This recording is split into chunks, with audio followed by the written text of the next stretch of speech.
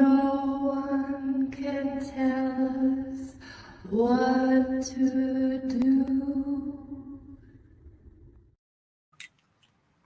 Isn't it true? Number 32. For me and you, Jessica, Teru. and Richard. Theodore Louis, Teru. Welcome. Waka, waka, waka. So we got Kelly's in her studio and Boy. Theo's in his studio. I don't think this very much, but I'm usually like, who's that old grizzly bastard next to that beautiful girl? But today I think we look both quite nice. It must be summer. It must be summertime. My friend was sick and taking chemotherapy, and then when she came to visit at school after a couple months of chemotherapy, she looked 5 years younger. I'm like, I can't believe chemotherapy is going to be easier on the system than teaching. It was miraculous. It's miraculous. So welcome to the Isle of Roux. Yeah. I'm going to start with the land acknowledgement, and then we're going to get to work. That's so funny. Oh, hi, Amanda. Hi, Scott. Nice Theo. to see everybody. Theo? Is Theo with us? Yeah, Theo's here. Is the sound on? Yeah. Maybe he can't hear us. His headphones are there, so we're speaking into his headphones. Oh, that's funny. Here, I I'm just going to surmise hit. the problem. Yeah, sure. But I was going to ask him to phone me. Okay, we'll do that in a second. Okay.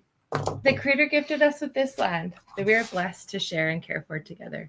We acknowledge that the land we gather on, Wakinstas, is the ancestral territory of the Siksika Sitapi, the Siksika, the Gaina, the Piikani, and the Amska Piikani. We acknowledge all First Nations and Métis of Treaty 7 lands, the Sitena, the Ithkabi, which includes Bearspaw, Chiniki, and Goodstoney. We commit to advancing reconciliation guided by truth, respecting treaty laws, and humbly walking alongside First Nations, Métis, and Inuit. We recognize all who live, work, play, and make art on these lands and who now call this place home. We are so grateful to be here with everyone. Always. We are grateful that you guys made it here as well. It is so nice. Oh my gosh, I love seeing everyone working in their studios and love seeing everyone logging in. We have kind of a fun... No. We really don't. What? Yeah, we do. No, we don't. Okay, first, First, I want to make sure that I organize the paintings that people have been sending beautiful. Zach's in his studio too. Hi. Zach, phone me. Hello. Zach, turn your mic off though, and phone me at 403-629-7424. You'll have to put a 1. 1-403-629. Do that right now. He's excited. Okay.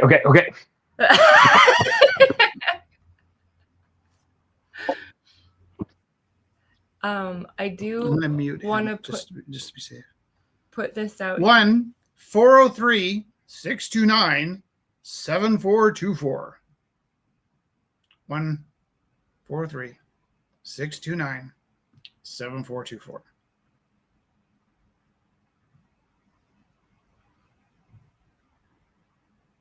The tension builds. Is he talking to us? No, I muted you. I'm gonna make a muted call. Oh, hello. Sorry, hi. Hi. Okay, I'm gonna jump out and then jump back in, and then. Oh. Yeah. So I'm rich, so I got 2 phones, but we'll do a switch. Yeah. Okay. Sure. Cookies are cool. Continue with YouTube. Oh my goodness. There. Your Studios. This is how easy it is to get online, folks. Just get your phone out here. Oh, and remember all your passwords. Don't say your password. Don't say that. I came up with the funniest password for my school computer. I literally have to bite on my lips to keep my mouth from saying it when I type it in. Don't look at any of my passwords. You're so cute.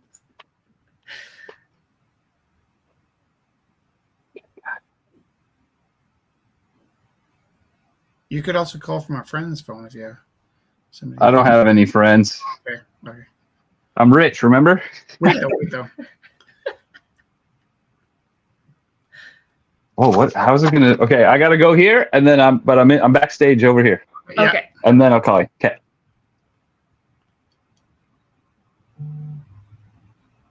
What buzzing was that?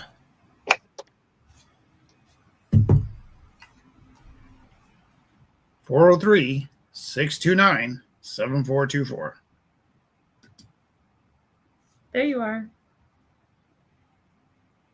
403-629-7424.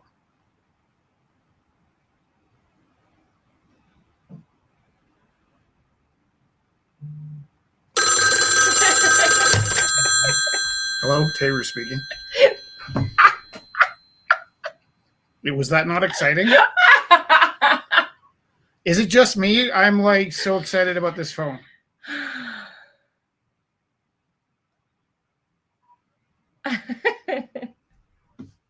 Yeah, it's the Isle of Roux exclusive. It's just like the bat phone.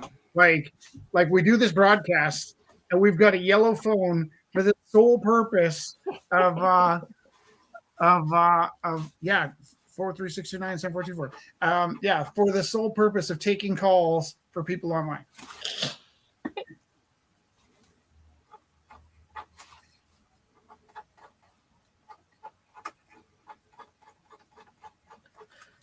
I know. I'm gonna record like a record through this thing. Okay, I got to get off the phone, and I'll call you soon. Okay. Listen for the clang. Ready? All right. What's up next? Okay. So, May camera's down. yeah, I got it. There we go. Oh, Theo's kitty. Bitches and beep. Aww. Yeah, Ellie's saying hello many times. Hello. Hello. Hello. Hello. Deal. Phone me at 403-629-7424. I can't. Oh. I don't have a phone. Let me show you some of the paintings I've done just recently because I'm going to have an art show. Look, Scott There's already Sam said, is that Sammy Davis Jr.? It sure is Sammy Davis Jr. And then here's my Pentax K2, the story behind that. A wave that I revisit all of the time. Yeah, so good. A scary lady and a unicorn in the forest. Jesse's prepared for a painting. Oh, or this Zach, kid's, you can unmute yourself. Sorry. Yeah. Jesse's Oh, no. half moon. You should see her full moon. Crescent. Freaking amazing. A raccoon. The face of an angry man. I love that. I was actually raging when I painted that.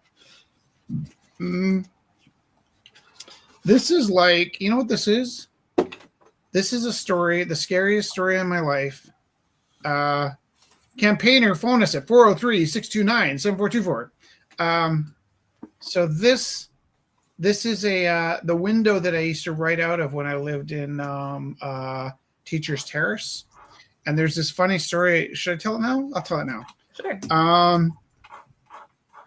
There was teenagers outside screaming, and it sounded like the kind of scream you'd call the cops for, or the kind of scream that you'd run outside for, like a murder or something. And you know when like the old guy runs out to stop like trouble when they're just playing around? Yeah. Yeah.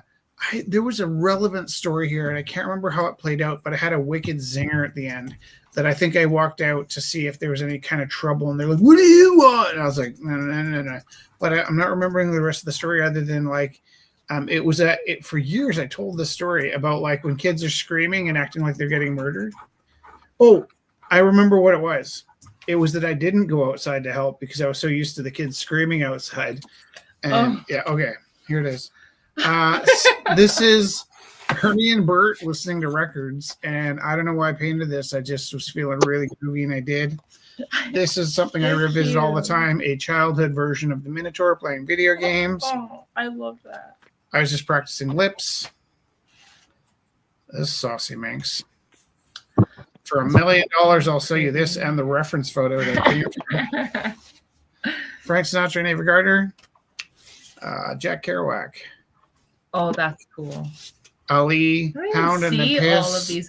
Oh, we watched the Ken Burns documentary Yeah. on Ali. What's my name? What's my name? That was an important moment. Ginsburg.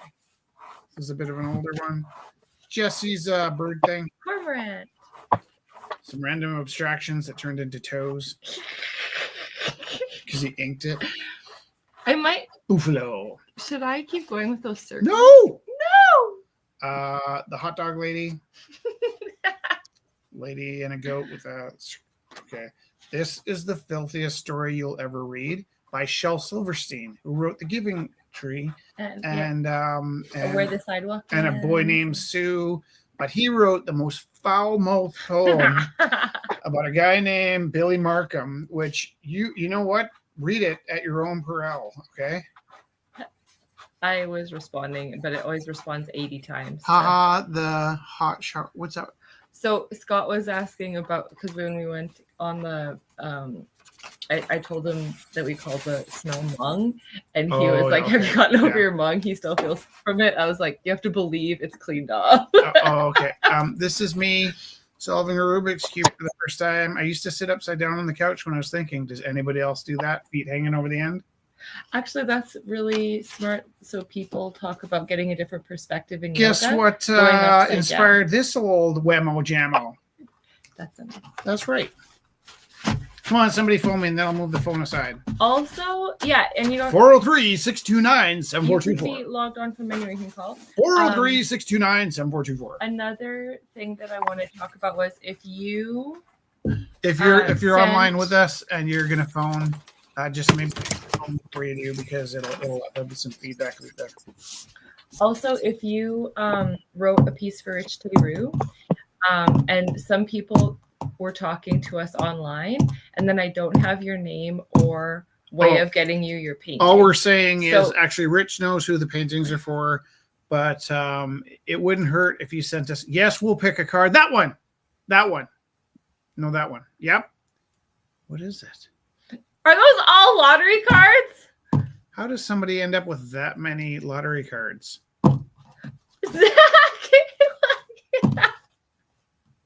What is that? Is that a It's a gold rush, baby. How did you get that many? I'm a degenerate. Did they fall off the back of a truck? Yeah. I got a really nice printer. I have a friend that went to jail because he had been stealing boxes of those from 7-Eleven. Oh, wicked. Yeah, and I think he had 20 boxes of cards, and the total winnings were like $78. And they knew the cards were missing. Are you listening to the story? Yeah. And I think the way it happened was are you okay? Yeah, I'm okay. When he redeemed the winning cards, he ended up going away to military prison school. Do you guys think I'm kidding? Dial 403-629-7424. Do it now. Do it. 403-629-7424. Rich, you know what's going to be funny? What? Do you leave that plugged in? Because I was going to say it'll be funny if people watch this and then they just try to call you like randomly. Ring! I know. That's what I'm talking about. Yeah. Like 403-629-7424. on Thursday or whatever. Okay. Okay, fine. Fun's over. The number you have reached is not in service. What? The number you have reached is not in service. Not true. It's in service again.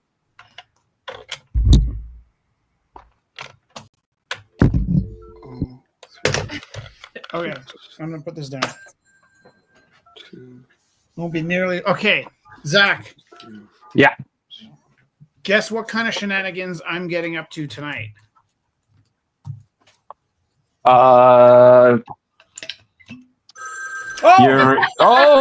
Here we go. Yes. Hello. Hello from the Intertubies. I was trying to tell you earlier, but I noticed your headphones were on the counter, and I assumed I was talking into your headphones, and they weren't on your head. Do you have one of these? Oh, Do you have one of these? Oh, just let me just try this. Hold on. That is amazing. Amazing. Do you have one of these machines?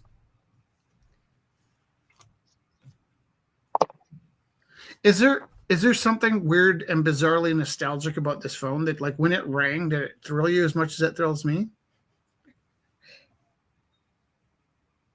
Yeah. Okay. Okay. All righty. Thanks for calling. I got to go now. Listen for the click. Listen to this. Is he back? But But there, unmute. yeah. Are you with us, Theo? Oh my god, it keeps clicking. That was fun. Oh, that was fun. Thank you for that. Okay.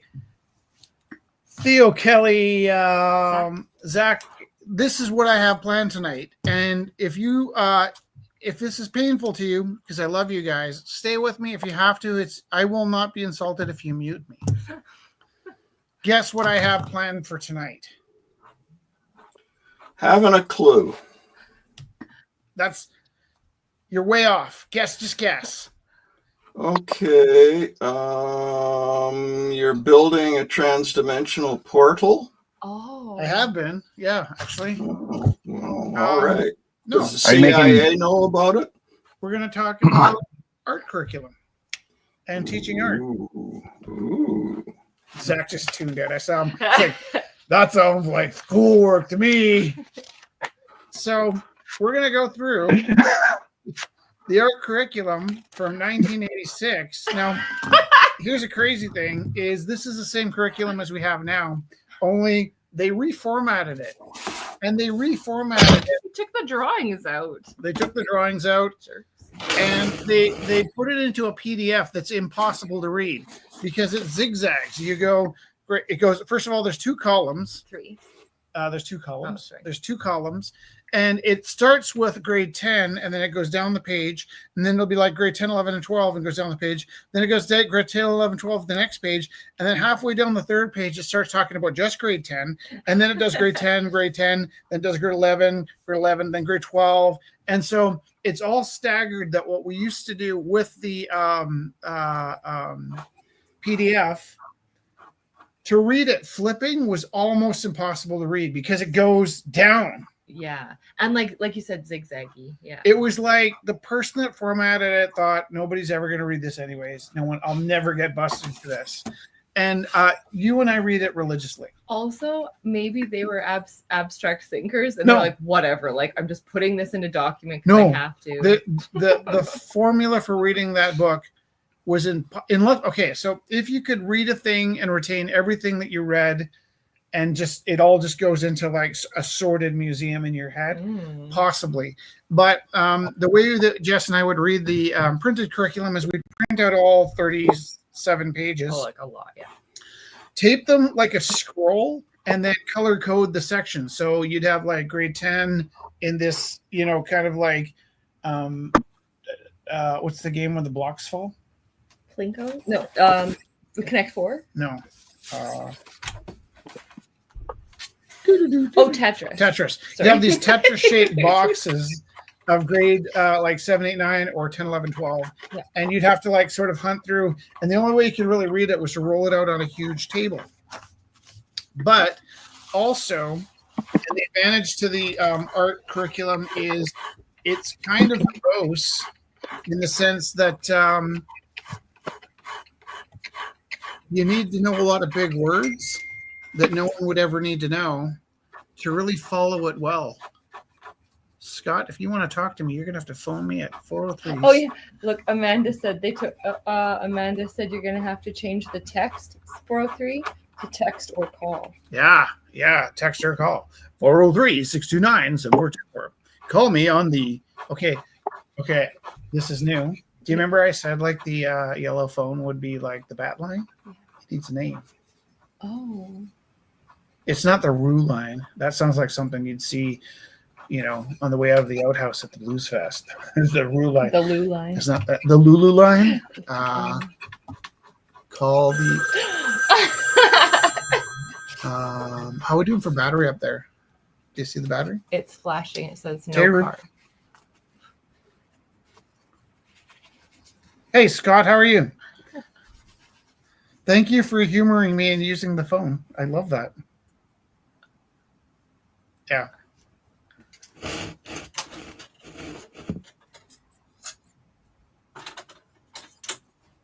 I know. Oh yeah. Well, we bought this phone at a store in the summer, and then the psychology of getting it to work again was overwhelming. And I looked on the internet, and it looked like I'd have to order 7 or 8 different pieces before I got it to work. And then our other friend Scott B had one in his house. So this unit I just borrowed, and apparently it ships from Amazon, but it comes from Calgary. It's a Calgary company. So we will be set up and ready to go on this phone from now on. Yeah. Do you have I think I want to buy a handful of these phones now too, because I kind of like to have one in each ear, and I want some with lights so I can like punch through. But we need to name this phone like the emergency, like it's not the bat. Oh, how about the fat phone? Like PHET. Call me on the fat phone. No, that doesn't really roll. Yeah, I think so. Yeah. Okay, Scott, I'm going to get back to the broadcast. Thank you for humoring me and phoning. But just listen for the click because it's phenomenal. Ready? Talk to you later.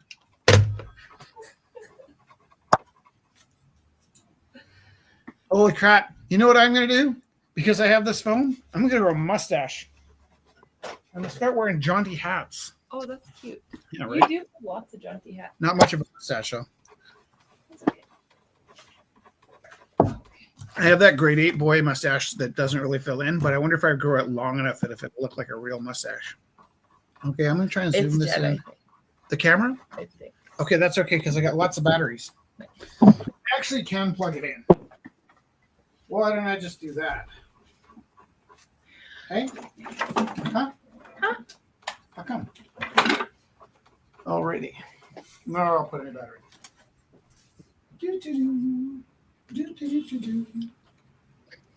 Oh, no, I'm going to put it in. So this idea came, talking about the art curriculum, came about because we, Ellie.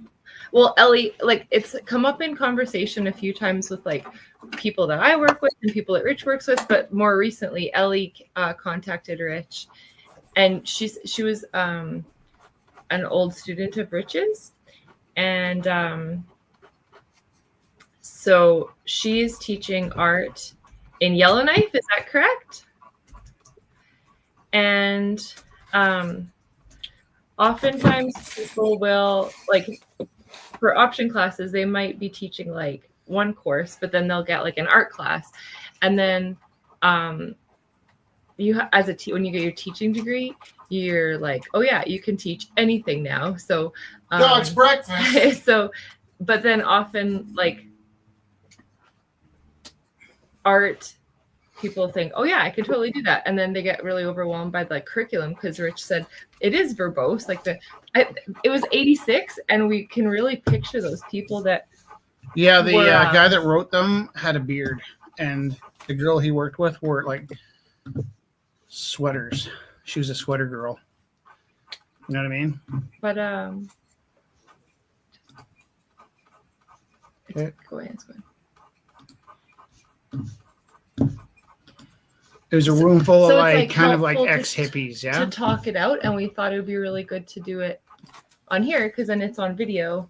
Yeah. And Can then you move over a bit so you're on screen? It's just that red thing is really What red thing? the swoop. Yeah. Okay. So what I need to do is get up and adjust the camera. No, it's okay. No, I heard you. I wasn't and I'm listening. I don't need to be. I on missed the the thing. cue. We're talking about the. Okay. Can you help me? I'm loosening this. Yeah. How's that? You need to answer faster. Nothing changed on the screen. It's not possible. Nothing. Then you don't have the right camera selected. No, I'm looking up It's at the the wrong top. camera because I just moved the camera. We go through this all the time. The wrong camera. My goodness. You have no idea, Theo. How Watch many that. cameras do you have? Oh, my goodness. What? Is it as many as you have phones? Honestly, I no. don't even know. No. Way more You have more? cameras than phones. More cameras and phones? Okay. Good show. Now, watch this. Okay. Okay, ready? Yeah. I don't need to be on camera because I'm ugly. But No. you I'm not. watch. That's not what we're talking about. Whoa, it just cut off. Hold on. I will click it. It's back on. Just keep moving it. Keep moving it. It keeps clicking off because I'm moving it. I'm good. I'm in the screen. You're in the screen. If I sit down and I really like desktop Theo's hatching. camera, I'm gonna have a cry. No, it's not. Okay. Don't have a cry.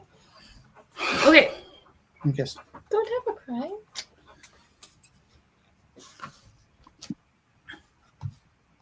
I'm gonna zoom in more. So yeah, and it's like Whoa. a big topic to talk about. So that's can you read this? Can anybody read this? Yeah. Or is this just for me? Because I can push the camera down lower and get it closer. No, people can read I that. think the resolution. It's typewriter. It is typewriter. I think that, okay, so art 10, 20, 30. Ba-chow. So all from 1 to 12 is all laid out, split out with the 3 main topics of drawing, composition, and encounters. So we're going to do the 10, 20, 30 today because that's like this is the beautiful binder that Rich has. But we can do both. we can do any, like we can keep, because really it's just like everything keeps building on. Well, and then the other thing each of this is that, yeah, It's easy it's to the talk about same. all of It's the them. same thing over and over Yeah, and over and over exactly. again. Can I tell you something? Yeah. The reason I got up to mix that camera was because your elbow is hitting me. So, can you just shift your body so your elbow's not hitting me? And then tell me if I need to move the camera again. Are you bending? I can just move the camera. Watch. Ready?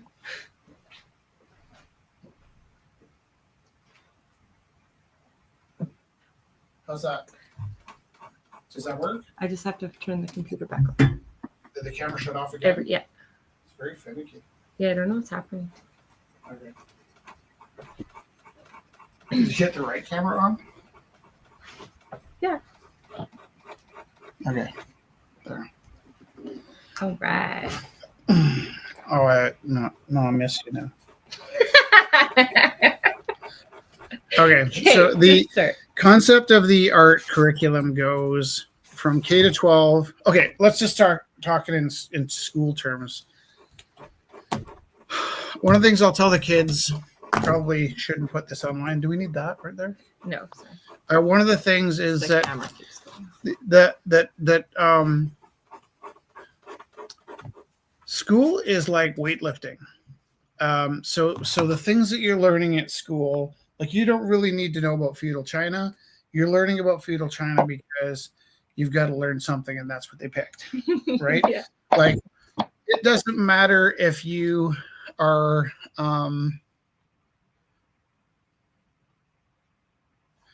it doesn't matter if you're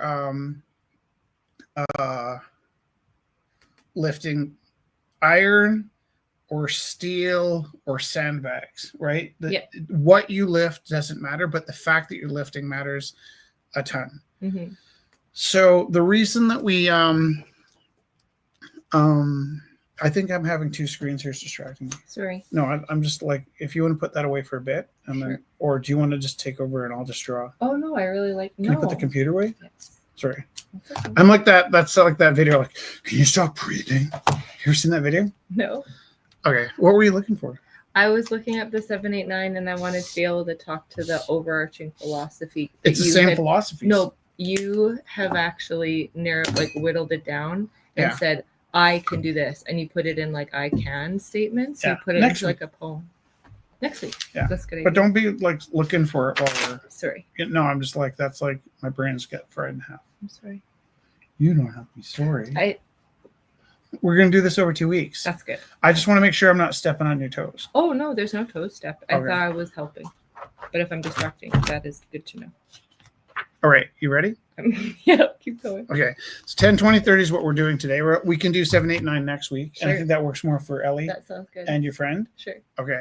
And then you're right. I think what you were looking up was like some like poetry we wrote Mhm. to In make response- sense of this. In response to the curriculum, yeah, totally. But what I'd like to do is forget about that and just start from scratch. I love that. Does that make sense? I like that. Yeah, Oh, good. Okay, because I thought I was offending you. I don't get offended, my love. You should probably, because I'm offensive. That's not even the point. No, Okay, that's not true.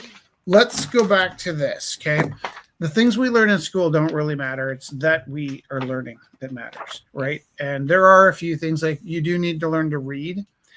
People will like talk a lot about how they never really used Pythagoras theorem or this or that. Fact of the matter is, at one point in my life, I actually was tiling a bathroom floor and I was like, I need to figure out this triangle. And I went to go get my math textbook and I couldn't find it. And it was just like it was the right time. I was teaching math that year. Mm-hmm. I happen to know that the grade 8 curriculum had a formula for me to figure out my tile, but I ended up eyeballing it and fixing the tile and finding the textbook later. Mm-hmm. Most of and like we're talking, what's that bird you like in the park? Oh, the osprey. The osprey. Mm-hmm. I did osprey in grade 4, and then I made sure I got osprey again in grade 7. Yeah. So that I could reuse parts of my information, but you redo the same things every 3 years. Yes, the Right. curriculum repeats. Yeah. And expands. And so you Repeats visit it expands. 4 times. Yeah. Right. Okay. Art 1 to 6 is basically the same as art 7 to 9, which is basically the same as 10 to 30, with just higher expectations. It Does that grows. make sense? Yeah, And expands. then so within that there are goals. There's the philosophy. There's the recording, investigating, and communicating. In fact, this program, this art curriculum, is very much like what they built IB to be into. I think that somebody in the International Baccalaureate program went into an old art program and decided, oh, this is how we should teach everything, because it's very, very smart curriculum. Mm-hmm. In some ways, it's easier to read out of this binder, which is why I didn't want to do that with the other Right. stuff, because we were Yeah. taking some complex stuff and turning it into like simpler poetry stuff. Right. That's what you do at the end. Right. Right. But when you don't When you're have all this synthesizing it, yeah. sitting there, Totally. I scored this book in the middle of my career. It's just a vintage copy of how the book was meant to look, made in 1986. This book might have even been made out of drawings from the 70s, but this got turned into a PDF. And when you try and look and learn how to do the curriculum now, you get a PDF and it's disjointed Online and all over the it's- place. yeah. So we made poetry to make sense out of the crazy ass online stuff. If you do want to come around and put that here, then we can see what you're writing. Oh. I think, but what you do is you twist that Oh, way. sure, yeah. See it? Yeah. That's Okay, good. good. All right, so we're in here. They look like drawings out of an art. They took the drawings out of They the art did. cur- yeah. Oh, that's from a long time ago. Yeah. Yeah, they sure did. Okay, so Art 10, 20, 30. The goals are from the general philosophy statement. A series of goals have been drawn. They are set in 3 categories and provide the framework for Alberta art program in grades 7 through 12, right? Drawings is 1/3 of your thinking. Okay. Mhm. So in here, art 10, I got this block, and drawing is 1/3 of what I'm doing. In 20, drawing is 1/3 of what I'm doing. And in 30, drawing is what I'm doing. What does drawing even mean, Jessica? Well, it's a really smart man once talked about drawing light in, Yeah. like drawing water to yourself. You draw drawing- water from a fountain. Yeah. You draw a drawer is pulling this Pulling thing towards out, you. and when you're pulling light into your eyes, processing it with your brain, you're drawing the world into your head, Mhm. and then you expel it with your hands. Mhm. So 1/3 of your life is drawing. That means you're acquiring a repertoire of approaches. So that could be like ways to draw, WAYS, ways to draw. Students will develop the ability to investigate visual relationships in the recorded images and in the environment. That's hows to draw. Mhm. Okay. And students will express technical competencies and individual insights. That's actually that's what to draw. And students will apply visual, analytical, critical skills to develop a control over competency. Guess what? That's controls. That's also how. Okay, so maybe actually even express technical competencies and individual insights. That might be why. Why to draw. Okay, ways to draw, how to draw, what to draw, and why to draw. Let me just stick to this one part first, and we'll blast. There's like 100 pages here that we're going to go through tonight, but if we really drill down the first 3 parts before we move forward, everything else will make sense. And I do think that that's probably one of the things I learned in textbook writing is these first 4 pages, if you really crunch and understand what they mean, then the rest of the book will flow a lot better. Students will acquire a visual repertoire of approaches to recording visual information. That means I need lots of different ways to draw. That means I learn cross-hatching, I learn stippling, often miscommunicated as pointillism. I can do a contour drawing, right? It can be Observational versus imagination. Right. So looking at versus just drawing out of your dreams. It can be painting, right? So painting fits in with drawing. It can be sculpting. That fits in. Your repertoire of your suitcase of ways of speaking. Right, it's recording visual information. You're recording the things you're taking into your. So even like beating out a drum pattern, right? Here. That's I'm recording different ways to communicate.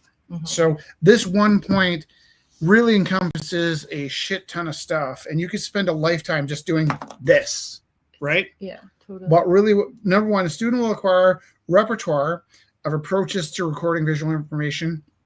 That is your toolbox. That is the lots of different ways to make stuff. Theo, I might have muted you if you want me to unmute you. This is a side note too, Yeah. But they actually, from your inspiration, came up with at the very end rubrics that are broken down by these. So then you can go back after and check, did I cover these things too? Like, did I give the kids lots of ways to record these things? And did I? Yeah. So that's kind of a nice way that rounds out. Okay, so drawings number 1. Within this box, you've got 4 parts. Okay, and one of those parts is your suitcase of lots of different ways to do things. Okay. Yeah.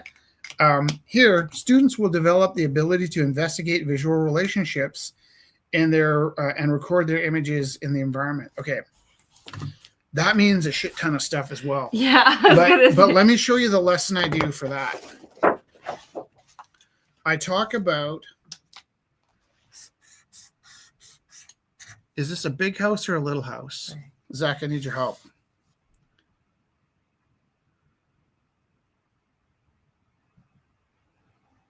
I'm with you. Is this a big house or a little house? You can't tell. All right. Little house. What if I do this? Is it a big house or a little house? Relative to the tree, little house. Little house, but what if I do this?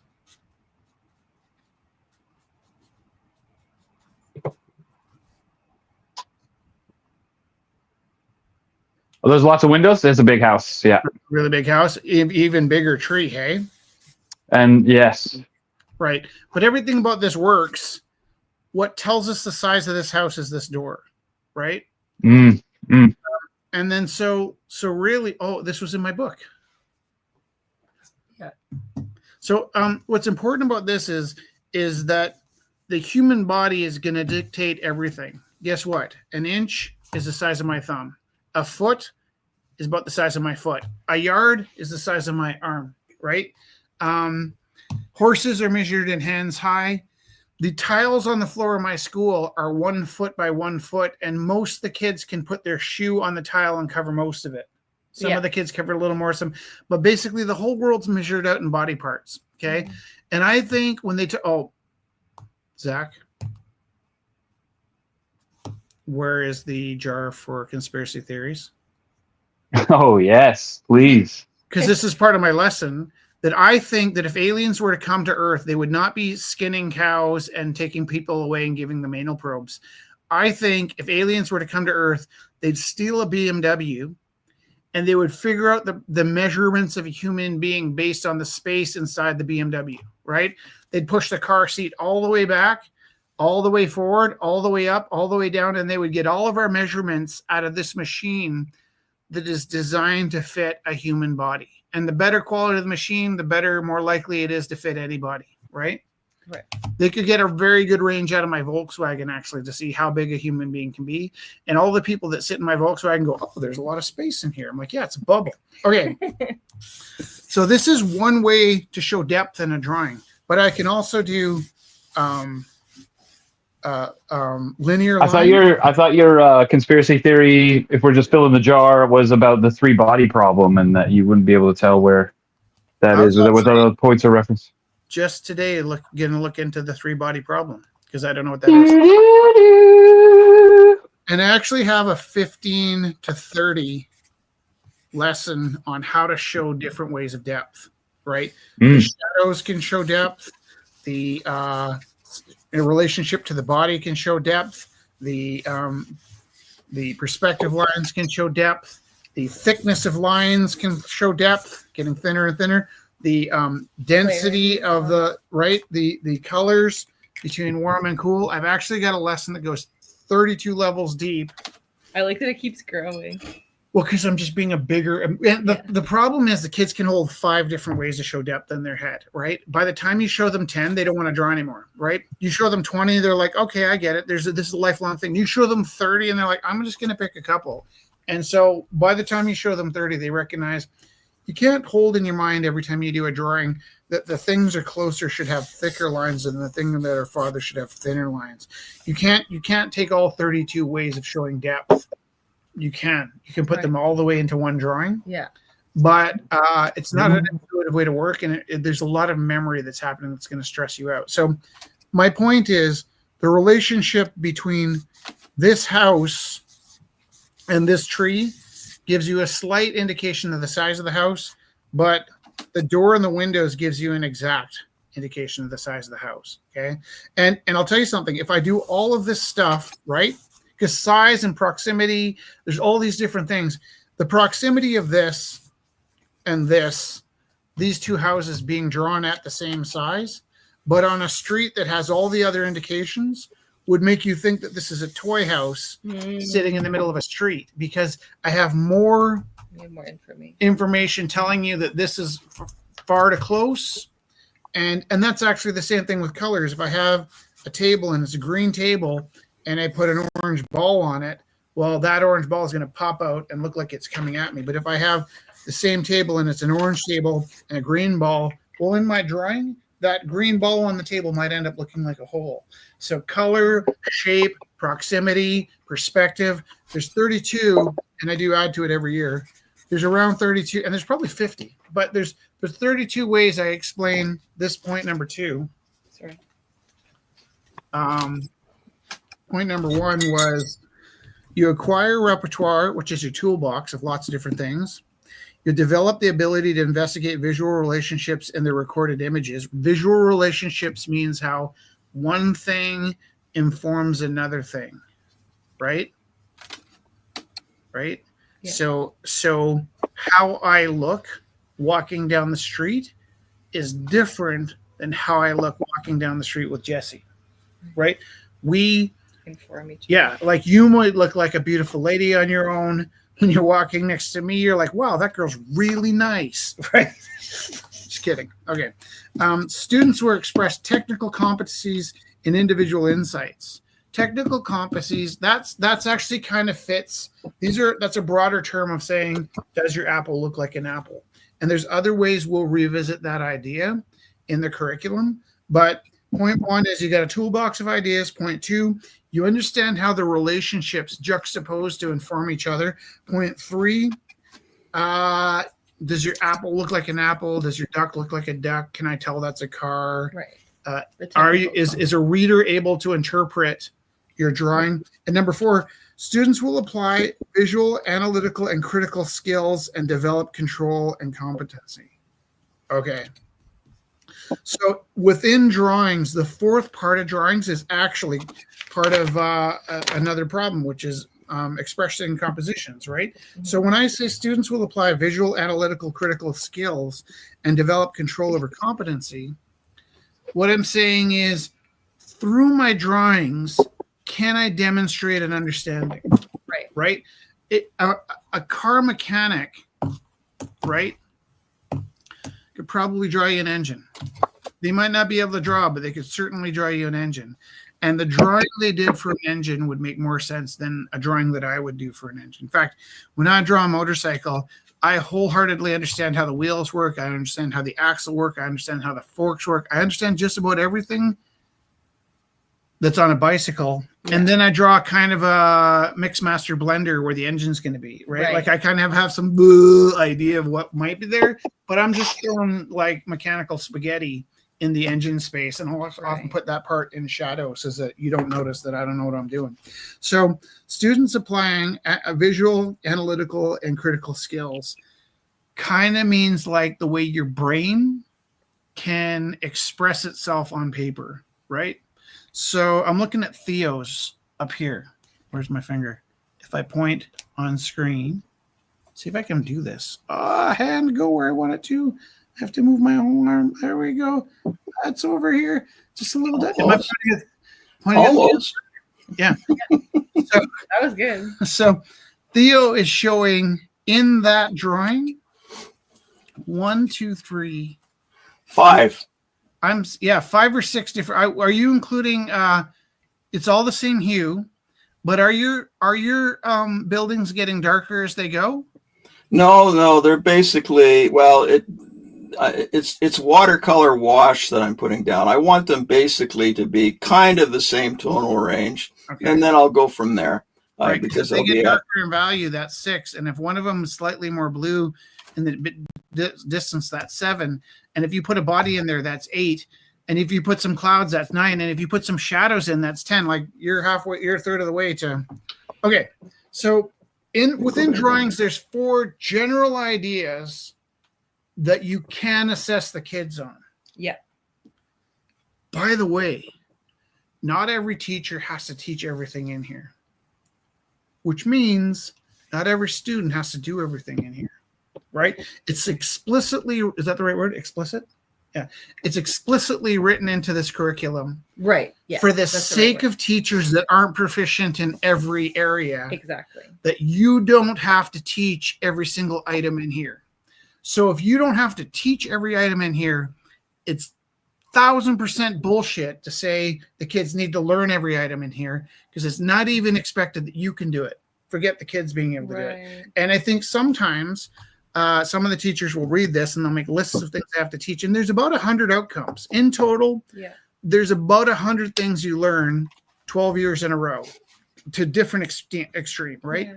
And depending on your teacher, like you said. Right. And if you focus on 25 a year, and you vary each of those 25 a year 4 times, then you're gonna destroy the 100 outcome. I probably actually teach 100 a year for 4 years straight. You're crazy. But I like to talk, and my kids like art, and we make a game out of like how much of me can you stand before I let you start drawing, right?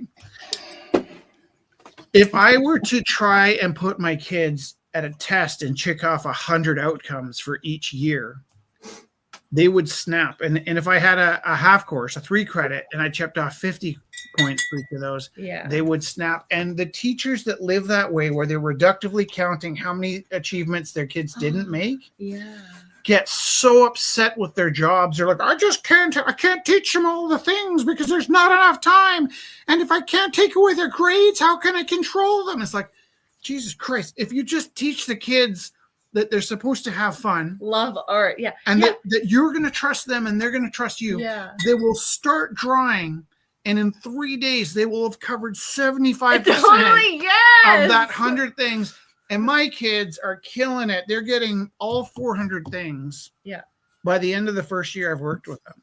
I used to have the kids for 6 years. So, sometimes kids in grade 12, and they took a year off art, but they came into the art room and they made art every day at lunch for 2 years straight since their last art class.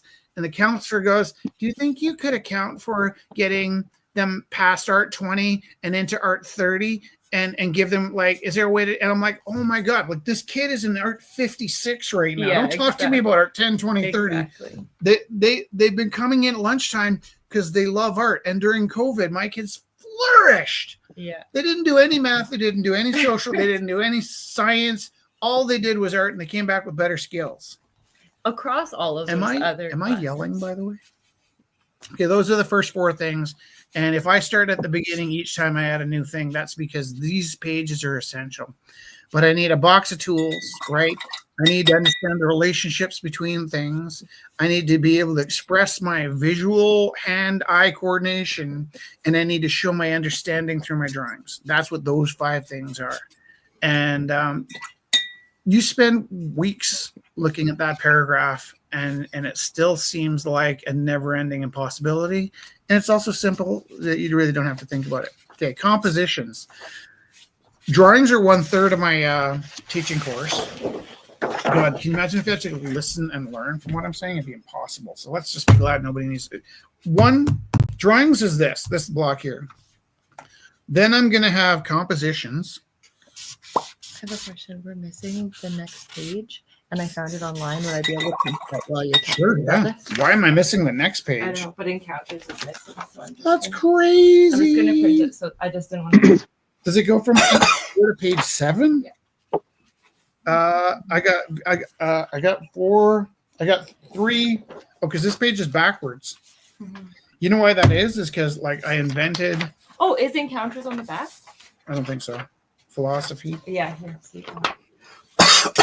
I didn't want to interrupt your flow. I You just- can interrupt my. You are my flow, baby. No, that's 3, 4, and this is the pre stuff, anyways. Mhm. And It's also, just pretty interesting stuff. right? You guys are nerds. Tell you something else, Zach. Who's coughing? Theo, are you with me? I am. Can I tell you that when people say to me, Rich, you think too much? Inside my head, I think, well, how do you think you look to me?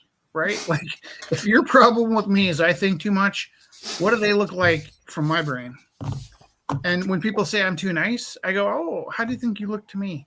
And so one of the things I can't stand is people that say, you never say that to people that they think too much. No. And that's why we're friends. Because I like thinking. I think thinking is a great You thing. talk too much, though. Wait. Oh, you just talk too much. Oh. Well, did I just blow it? No, but you know what happens when I don't talk? Very long. You probably go out and, kill strangers or something. I don't know. We got drawings, compositions, and counters on this page. Okay. That's a separate Oh, it's separate. thing. Maybe wonder where this by page- the way is down again. I'll click it. It's okay, Kelly. Thank you. What's down? On another note, we might have another artist joining us eventually. I actually was just talking to someone. Cool. We'll keep an eye out. Okay. No, Rich, I just have to click it on the thing there. You just have to keep clicking that.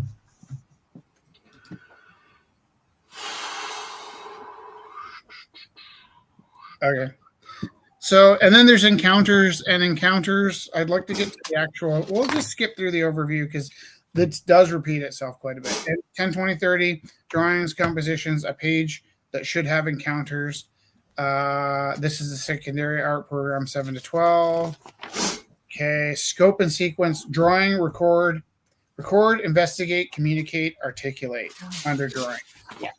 All right, dude, we're not going to get to encounters, but I'll tell them what it is, okay?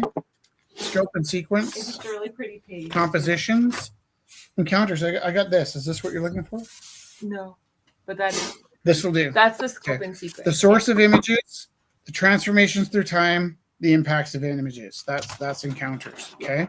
And then there's these nice, beautiful rubrics. Actually, you know what's funny? Hmm. You're right. We did build rubrics for these, And those are them from the and they had them in 1986. Isn't that funny? We took what they took apart and put these back together. Yeah. That's hilarious. Look at the drawing. Annoying. I Okay. love those All right. drawings. Let's go back to here. Okay. We'll start again at drawing. Okay. It's got record, investigate, communicate, and articulate. Now, one of the things that's kind of difficult if you can't think holistically is if I take my 100 things and I have a friend who I used to drive nuts I'm not going to say he's a friend. I have a contemporary I used to drive nuts because he had his program broken up into. Yeah, in a bit. Just put it on the other side. Yeah, I was just doing 1, 2, 3, 4, 5, 6, 7, 8, 9, 10. Okay, so 5. So this is 25, okay? But you need 100. Right? And he would give assignments that showed these things. And he followed meticulous detail what you're supposed to do, and you're going to show 7 out of 10 things, and that will give you a 70%. Okay, if you did it well. In my case, I get a painting, and I go ding, ding, ding, ding, ding, ding, ding, ding, ding, ding, and then that goes away, and I get another painting, and I go ding, ding, ding, ding, ding, ding, ding, ding, ding, ding. I get another painting, I go ding, ding, ding, ding, ding, ding, and this is when I sit down with the kid and go, you know what you're missing is this, this, and this. And they go, you can't tell me what to do. And I go, but if I do tell you what to do, if you try something, and I'm not saying like, I'm like, this question is like, what do you like? I like lions. Okay. So let's do this picture of a lion, this picture of a lion, or this picture of a lion. They're like, I hate those. I'm like, well, what do you like? They're like, I like this, this, and this. And I'm like, you've done that, right?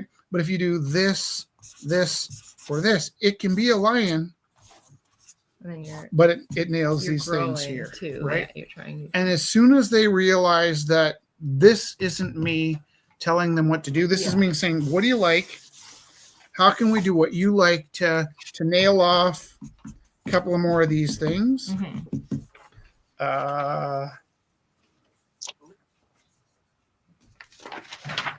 Here, let me show you one of the things.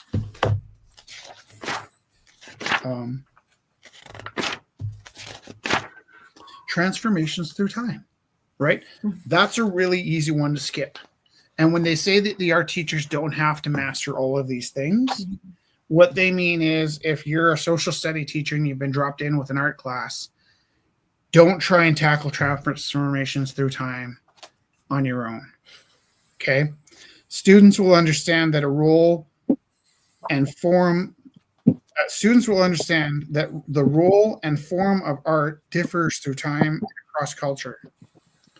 Those aren't hard words, right? Students will understand that the role and form of art differs through time and across cultures. There isn't a word in there that's beyond a grade 8 level. Yeah. The combination of these words are gibberish to most adult math teachers. They'd be like, oh, yes, that's not hard at all. What does it mean? I have no clue. Artsy thing, go away.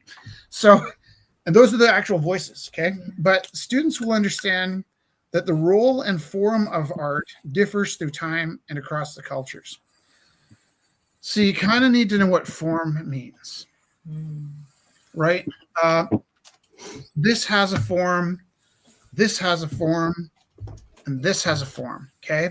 And the truth is these three pieces are the exact same volume, maybe a slightly different shape, but they're the same size. They're the same volume is the rock that the Australopithecus used to skin the meat off of The big-eared, antlered gazelle. yes. The volume of this tool, and the volume of this tool, it's the same size. You put this in a glass of water, so much volumes of water splash out. You take the rock that our ancestors used, our predecessors used, you put it in a glass of water, and the same amount of water comes out because that through time, right? Things differ. The form will change. Yeah. Not in the case of these tools. Yeah. The form changes. This is a mouse and it does all kinds of things, right? What's crazy is nobody in the world knows how to make this. There might be some people that know how to make the plastic. There might be some people that know how to make the circuits. There might be some people that know how to build the laser. There might be some people that know how to program it. But there isn't a human being on the earth that can make this whole thing, right? There's 1,000 people, 1,000 experts it takes to make one of these devices. They can make millions of them, but 1,000 experts to make one of these. whereas every single Australopithecus, I might be saying that wrong, was able to make this rock to skin the meat off. Form is the shape of things. This cup has a specific form that makes me feel a certain way. Like, get me some mead, wench. Sorry, you're not a wench. No, but that was This like cup that has a does have a different- different time This cup has a different form. stamp than this one, 100%, right? And this cup has a different form, right? and a different feeling. And it's got poop in this cup. I pooped in a cup. Poop. Look, it could Cocoa. be. Okay, well, cocoa looks like poop. But this cup means something different than this cup, right? Yeah. Totally. Zach, you got a second? Yeah. Which cup would I walk around Vancouver with? Oh, how crazy are you? The leopard print's pretty sexy, but the steely probably. Right. I got this cup at Mountain Equipment Co-op. Oh yeah, yeah. It's a GSI Outdoors cup. I can Nice. I can get away with this on the streets of Robson. That's the Baden Powell Trail. Right. I could drink a glass of wine out of this in Kitsilano. In Kits. Yeah. I walk around with this. I might as well have slippers and a bathrobe. Yeah. Those forms. Wow, which is also allowed here. Well, that's how I met Harold. Okay, but that's the point right here. Transformations through time, understanding that things mean different things in different cultures, and across time. right? And things mean things, right? Like, yeah. okay, because I go, all right, guys, what does this mean, right? And to the kids, they go, that's kind of like a sarcastic, go stick it. I'm like, okay, but like to old people, what does it mean? It means okay. I go, what does this mean? They go, that means it's poopy, right? Or it might mean you die if they watch a lot of like Roman gladiator movies. I go, what does this mean? And they go, it means up. What does this mean? That's number one. What does this mean? That's small. What does this mean? They're like, oh my God. Oh, it means you're getting married. I go, so each one of these fingers, what does this mean? Okay.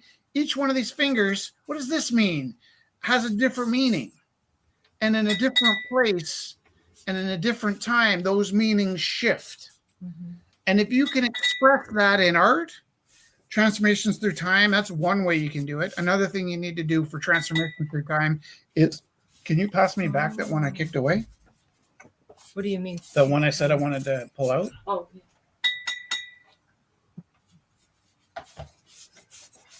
Here's an idea I was working on just recently.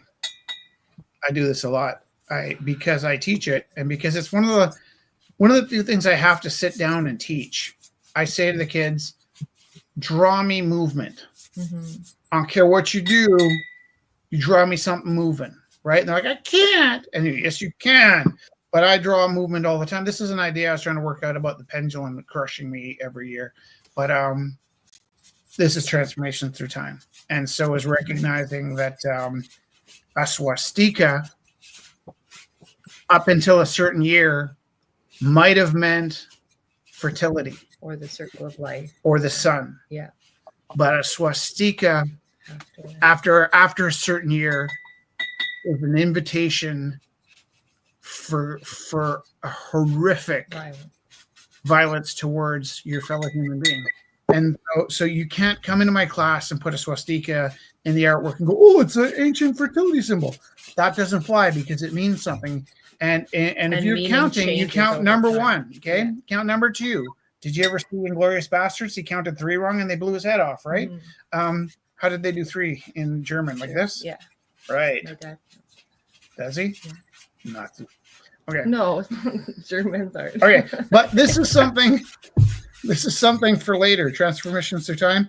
Impact of images, right? You learn in art that your words have power. Mm-hmm. You learn in art that your images have power. If I'm talking to a male and I'm discussing it with a young man, and I go, if you're a man of consequence, if that's who you're going to be, everything you say and do matters. If you're an insignificant, then you can get away with anything.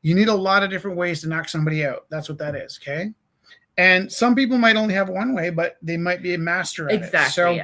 So when you say acquire a repertoire of approaches to record visual information, you need either many or just wait in it, right? So Muhammad Ali, he had 100,000 different ways to knock you out. George Foreman, even better example than George Foreman, Mike Tyson. He only had to hit you once with the left hook, and you knew the left hook was coming. It was a matter of time for when he slipped it in, but when he hit you with the left hook, bam, that was a lot of expensive money for a boxing match that was only the last 25 seconds. So even if it's not a variety of approaches, you either need one punch that's undefeatable, the crane kick, or 100,000 death by 1,000 cuts, but you need to be able to knock somebody out with your skills, okay? Have I talked about that enough? I love that. Next, investigate. Students will develop the ability to investigate visual relationships in their environment and in their recorded images. Now, that's something that happens inside your head, okay? It is pretty crazy that an adult wrote in a book that the students will develop the ability to investigate visual relationships, because there's no way for me to know if they can do that or not, in their environment and in their recorded images. So that's where my discretion comes in. There's two parts to this idea. A student has to first be able to perceive and show, see and give, draw and then draw, okay? Investigate means the student has to be able to show different things interacting. That's why, you know what? That's why when we get a drawing and it's an orange and it's floating in a white space, so you go, that's great, put the background in. And they go, no, it's just an orange and white space. Because actually they love how that looks on Pinterest. But the reason your art teacher will battle with you for that is if every one of your drawings is floating on a blank white page, as much as that looks nice on the computer screen, because we read the computer screen as infinity when it's blank white, but the paper is lazy when it's blank white. So my generation sees the orange floating in the middle of the paper and they go, that's not done. The kid goes, no, this is what I intended, so it's done. And you're like, that's fair, but if you stop there, you still need to show me a relationship. That orange has to be somewhere, or else you don't connect with the viewer. On your own, you've got an orange, it's floating in space, you own that void, take a picture of it, put it on Instagram, love it forever. But to make that orange into something that connect with another human being, it needs to be somewhere the other human being can see. Right? Right. Like, so do you know what I do? Yeah. You'll never guess what I do. What do you do? I photocopy it. Oh, that's so good. And I let them turn the orange photocopy into a thing with the space. Yeah. That's awesome. Actually, that's cool. I've done that a few times because this one student didn't know where to go with this one, so we photocopied it a bunch of times. Yeah, like you love it so much, you don't want to mess it up. Fine, put it in the archives. Yeah, let's take that and use it to get the next step. Because if you do an orange and it's floating in space, and I tell you need to land that orange in a universe, right? And they go no, then. That means now you got to draw an apple, which you also won't want to land in a space. Right. So you take a photocopy of that orange and you have them landed on a table.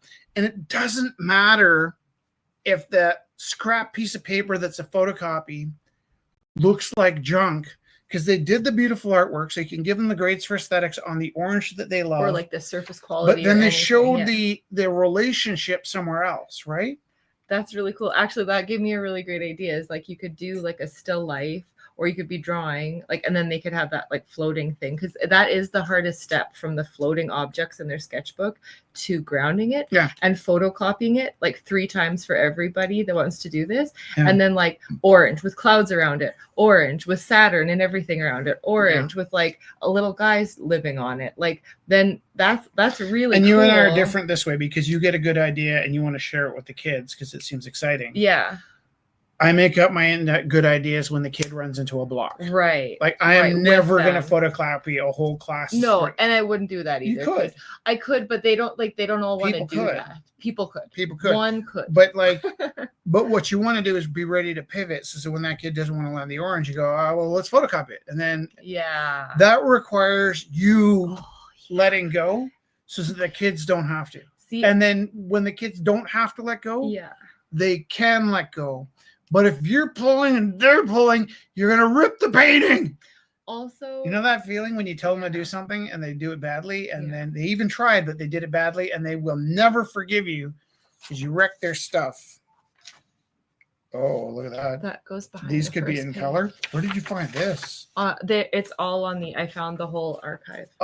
You know what? I thought you hole punched it because look at. It's too small though. I know it. I'm like, out. that's I was, amazing. Oh, it's not too small. I was gonna We're hole talking punch about- it for you, but look. Oh, it is too small. What are you talking about? Too small. So can I- you please, when we get a chance, put it in the hole puncher? Oh. No, I just mean like, Can don't. I show you? What were you gonna do? It's the whole thing, and we That's can nice. print out any of the Where'd you missing get that? pages. I just googled 1986 Alberta art curriculum, and it's the whole thing, so we can Right. fix any missing pages. Okay. I'll tell you this also. I have a feeling, kind of, that this stuff at the beginning is the same stuff in these booklets over here, but I could be wrong. No. Oh yeah, maybe art history. Are you ready? I'm Okay. ready.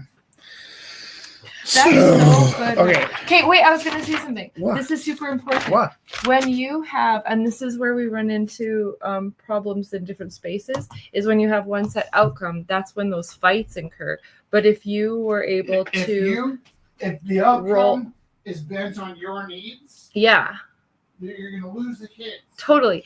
And that's the problem. And that's why I like talking about this with whoever wants to learn about it, because that only comes from a fear of not having all the answers. And if you can relax into not having all the answers and learning with the kids, then you don't have to be the know-it-all. Yeah. You can be exploring with the kids. And I think actually that ties into the AI is you can actually call up Google and show the kids like, oh, that's a really great question. How can we do this? And then you can kind of figure it out with them, because that's when you get the kids to learn and think as artists. I actually know it all, though, so it's not for me. No, Yeah. but you're always asking questions. Okay.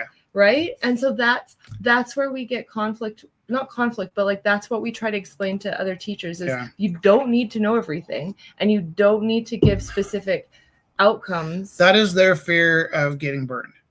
Yeah, but That's okay. but that's heavy on them. Let's not Like, focus that's on just- bad teaching. We'll focus on good No, teaching. no, Ready? I just don't want them to feel bad. I'm gonna hole punch this. You keep going. If they're bad teachers, they should feel bad.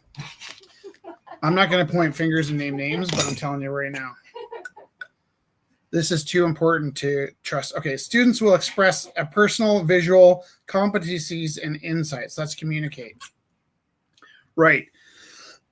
If my kid is doing great reproductions of Pinterest drawings, and actually, all right, here's something I'll admit.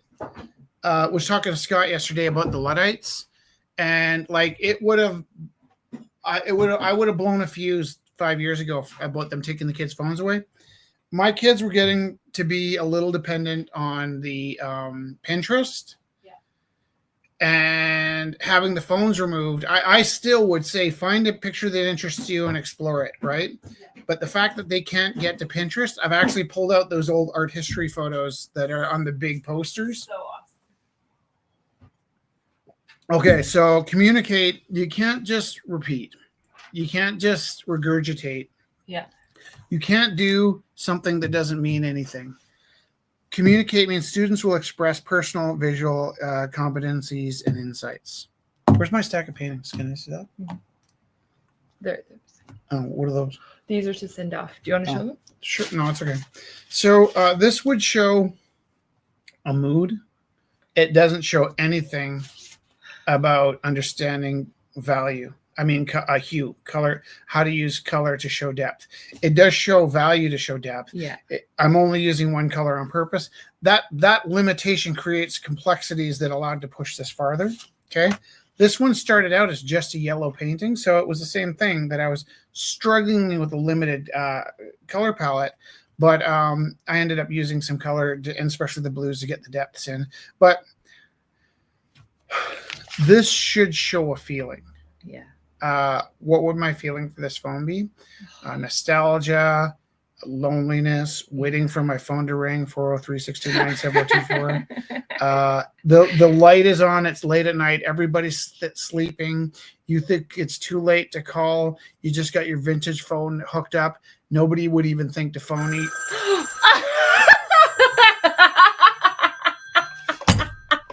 Hello. Hi. That was great. I know you. I loved it. Can I just hang up on you now? Because it's the ringing part that I love. Lots. As much as you like, try and annoy me with this phone, but I'm not going to talk for very long. But phone me as often as you'd like. I love it. Thank you. Bye. That was the cutest thing. Also, maybe the people at home will learn some inference because you'll only hear one side of the phone call now, but they'll be like, oh, I think where this is headed. I love Okay. So, yeah, waiting for somebody to phone me, 403-629-7424. That was really funny. This, I feel, is kind of void of feeling because I'm actually not really that attached to Sisyphus, but my friend Sean is. So I drew this for Sean, but I actually felt in my heart Sisyphus is kind of a dumbass. I think it's really interesting that usually I am teaching the kids. Oh, the phone's ringing off the hook. Hello? Hi again. That Bye, I love you. The yellow is actually... Wait for the hang up. The hang up's the best part. I really feel like I need a mustache to go with this phone. Ready? Can you get me a mustache? I was going to say, do you want one? Yeah, the yellow in the background flipping the cool color to the foreground is super interesting. This one's pretty cartoony and kind of based off of a 1970s kind of style of joking, kind of like Mad Magazine cartoon.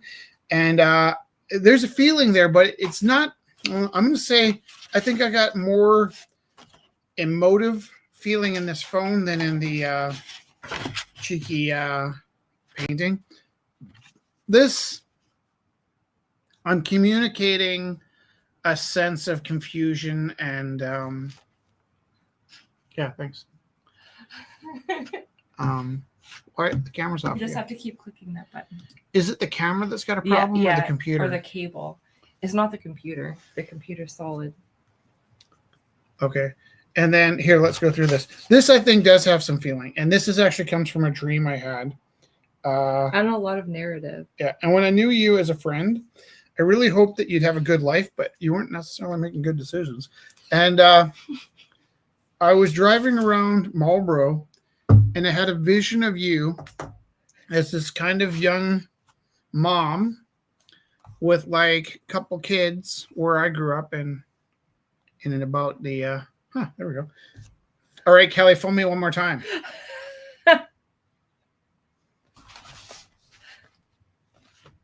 (403-629)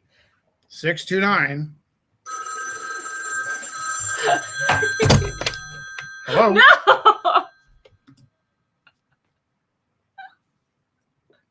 How are you? It's like Dick Tracy. This reminds me of Peter Polyev.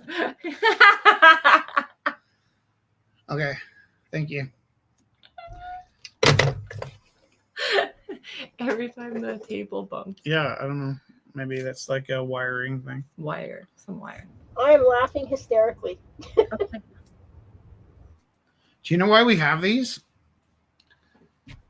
So you can actually put them on whenever you want. We were doing. I need a mustache. Okay. We have 75 mustaches, but we're doing industrial sabotage where we dressed up in mustaches and industrial. It's like ecological. We're planting trees underneath. I'm just doing this fast. Sorry. Either way, we dressed up in mustaches and trench coats and my publisher hat.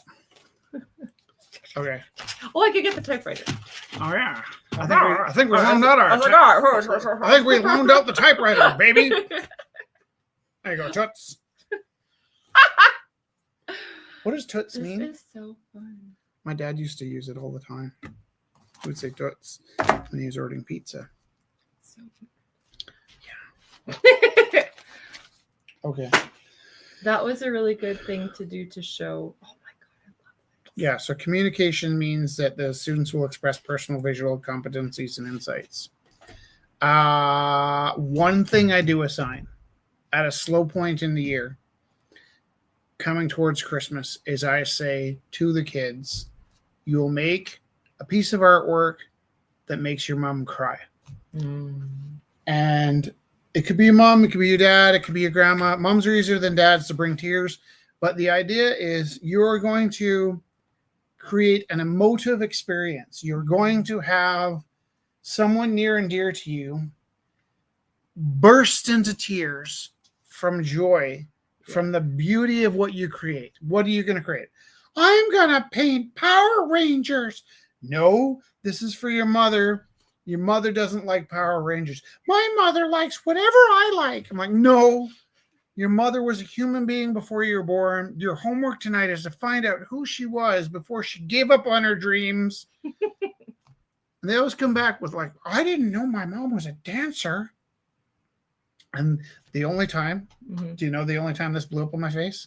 What? I can't remember if it was a baseball or baseball glove. Oh. It was either a baseball or a baseball glove. I have a memory of both. So one of them is fictitious. Right. Because the Sandlot. Oh, was there one in the Sandlot? The kid took the ball that Babe Ruth hit. Holy shit. Yeah. That happened in my classroom. That's crazy. Yeah. It was a baseball glove that the kid took from his dad. And like in the movie, is there a glass case? Yeah. Yeah. 100%. Okay. I might have taken the glass case from the Sandlot. Yeah. And imprinted it on whatever the kid actually brought in. I do remember that he had to get out of a vault and that he was worried that he was going to set the alarm off. I'm like, Jesus, take this home now. He was like, go home. Call home sick with a stomach ache, sneak it back into the vault. Okay, articulate and evaluate. This really comes down to, this is like drawing, this is thinking, this is having interaction with another human being. And articulate and evaluate is when you talk about what you're doing. And how did it go? Right. Yeah. Kids come into class, I got good news and bad news. They're like, we're not doing another reflection. I'm like, yeah, we are. And then I go to the meetings, and our school does exceptionally well on put the ball in the basket. My school does exceptionally well on check the right box. My school does exceptionally well. Is it A, B, C, or D? Every year when we go over our stuff, what's the thing our school needs to work on? It's the advanced articulation of things that my school needs to work on. And they go, what could we do to improve this? And I go, put them in art class, because you come to art class and you draw and you talk and you listen to music. And before you go, you write down what you did that day. Sometimes you write down what you're going to do. Right. But you have to be able to put into words what the drawing means. Okay. If you can't write 100 words about your drawing, you're not really there. Okay. And if you want a $10,000 grant, this part where you can articulate is how that money lands in your lap. All powerful things in the world come from telling or asking.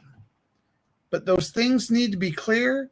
And they're usually clear on paper before they are clear in your voice. And if you're lazy, you want to just tell people stuff and have somebody else write it. You want to talk into your phone and have your voice synthesizer record the words. You have to be able to express what you drew in words. Articulating means to speak. Your drawings can speak. I have kids that won't write reflections, but are able to express themselves through drawings. Or verbally speak, right? So if they're drawing, if an apple looks like an apple, great. Oh. Quick, give me the mustache. I put that on the paper. How would you do that? Because I was saving it. Don't hang up.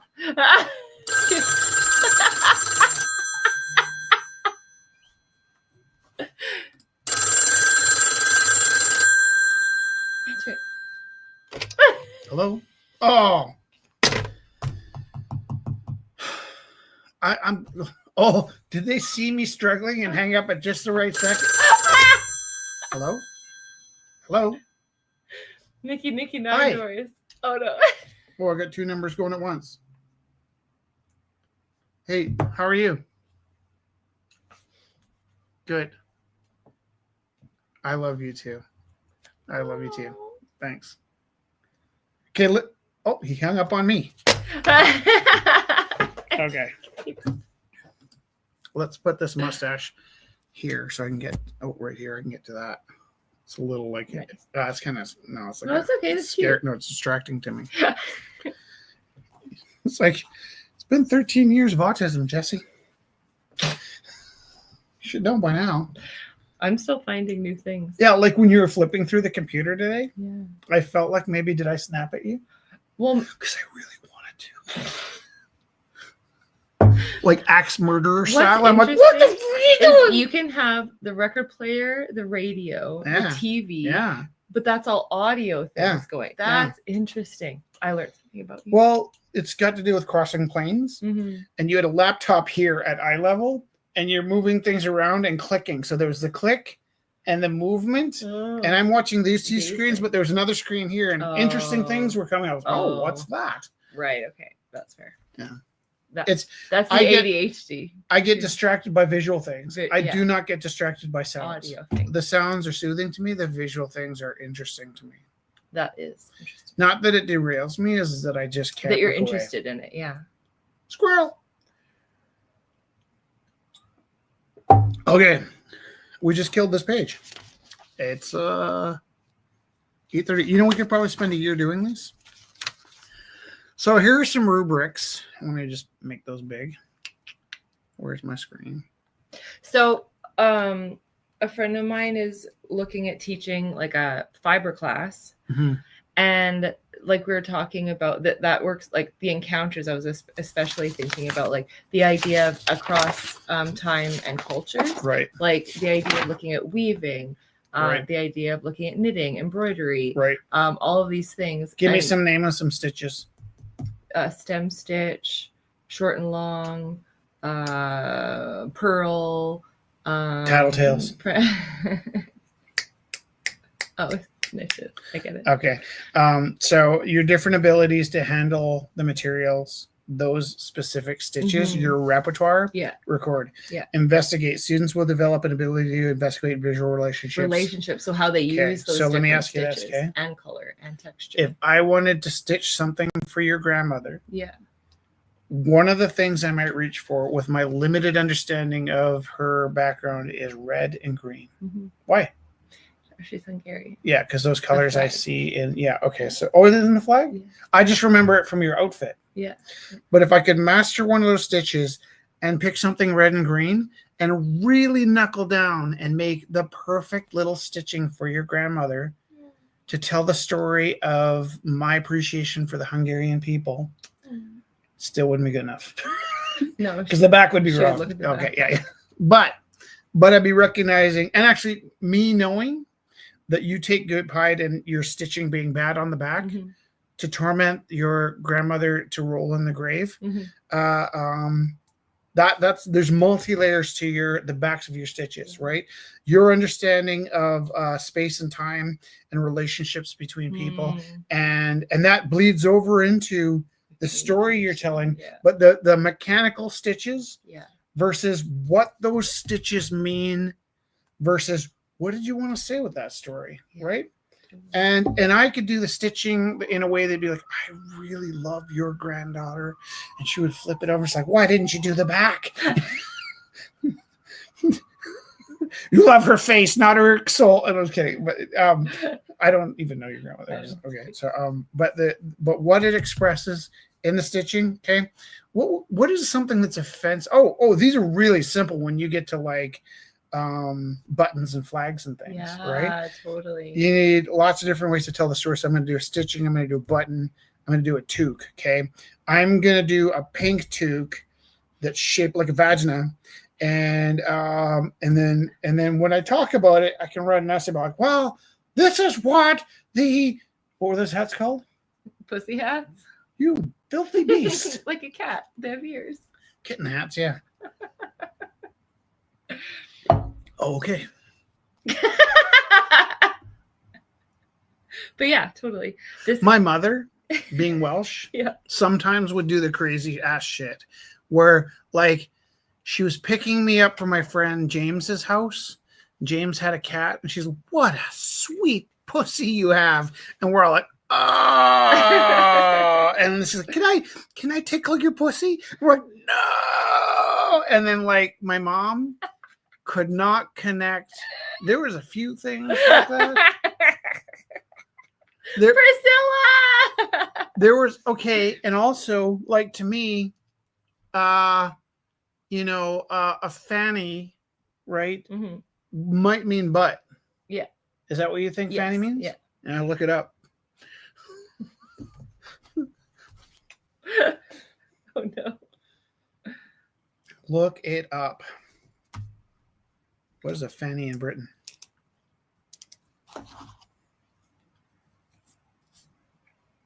(403-629-7424).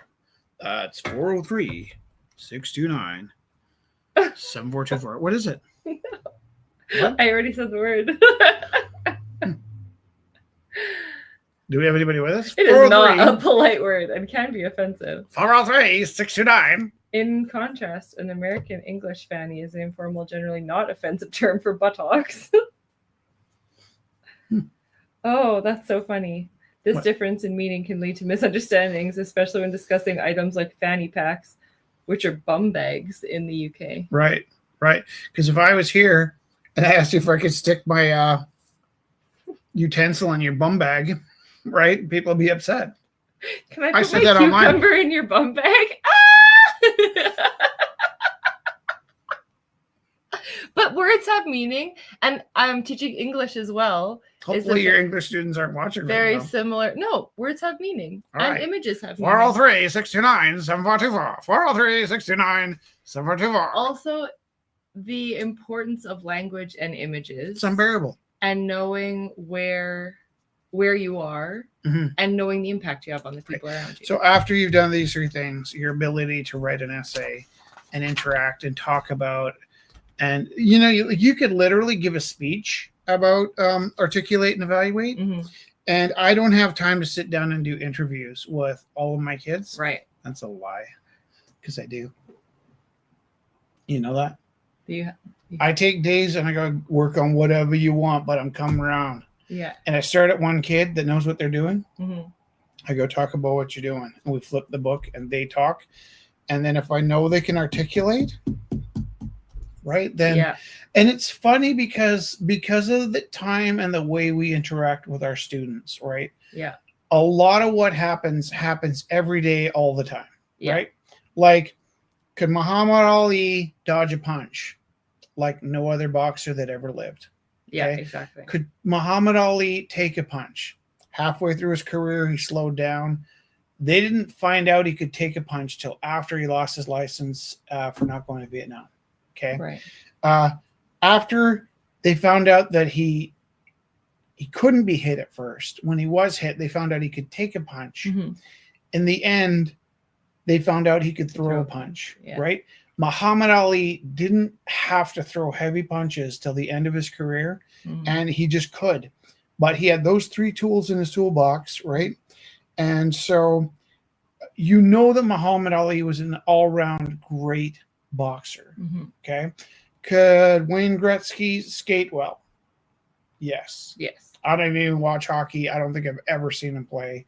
Could he shoot a puck? Probably. Yes. Right? Could he deke and shuffle and see through a play? Could he command a team? All those things. Was he a great fighter on the ice? I don't. Yes. No. So he gets a 9 out of 10. Okay. And Muhammad Ali gets a 10 out of 10. And Bo, who played football and baseball, and was he also a track star? Can you look up Bo Nose? Bo. With a name like that. Nose. Not Lanaz, but I'm waiting for this phone to ring. Where's Scott B? I thought for sure he'd be with us. Bo was a professional baseball. Oh, or like Hello. Hi.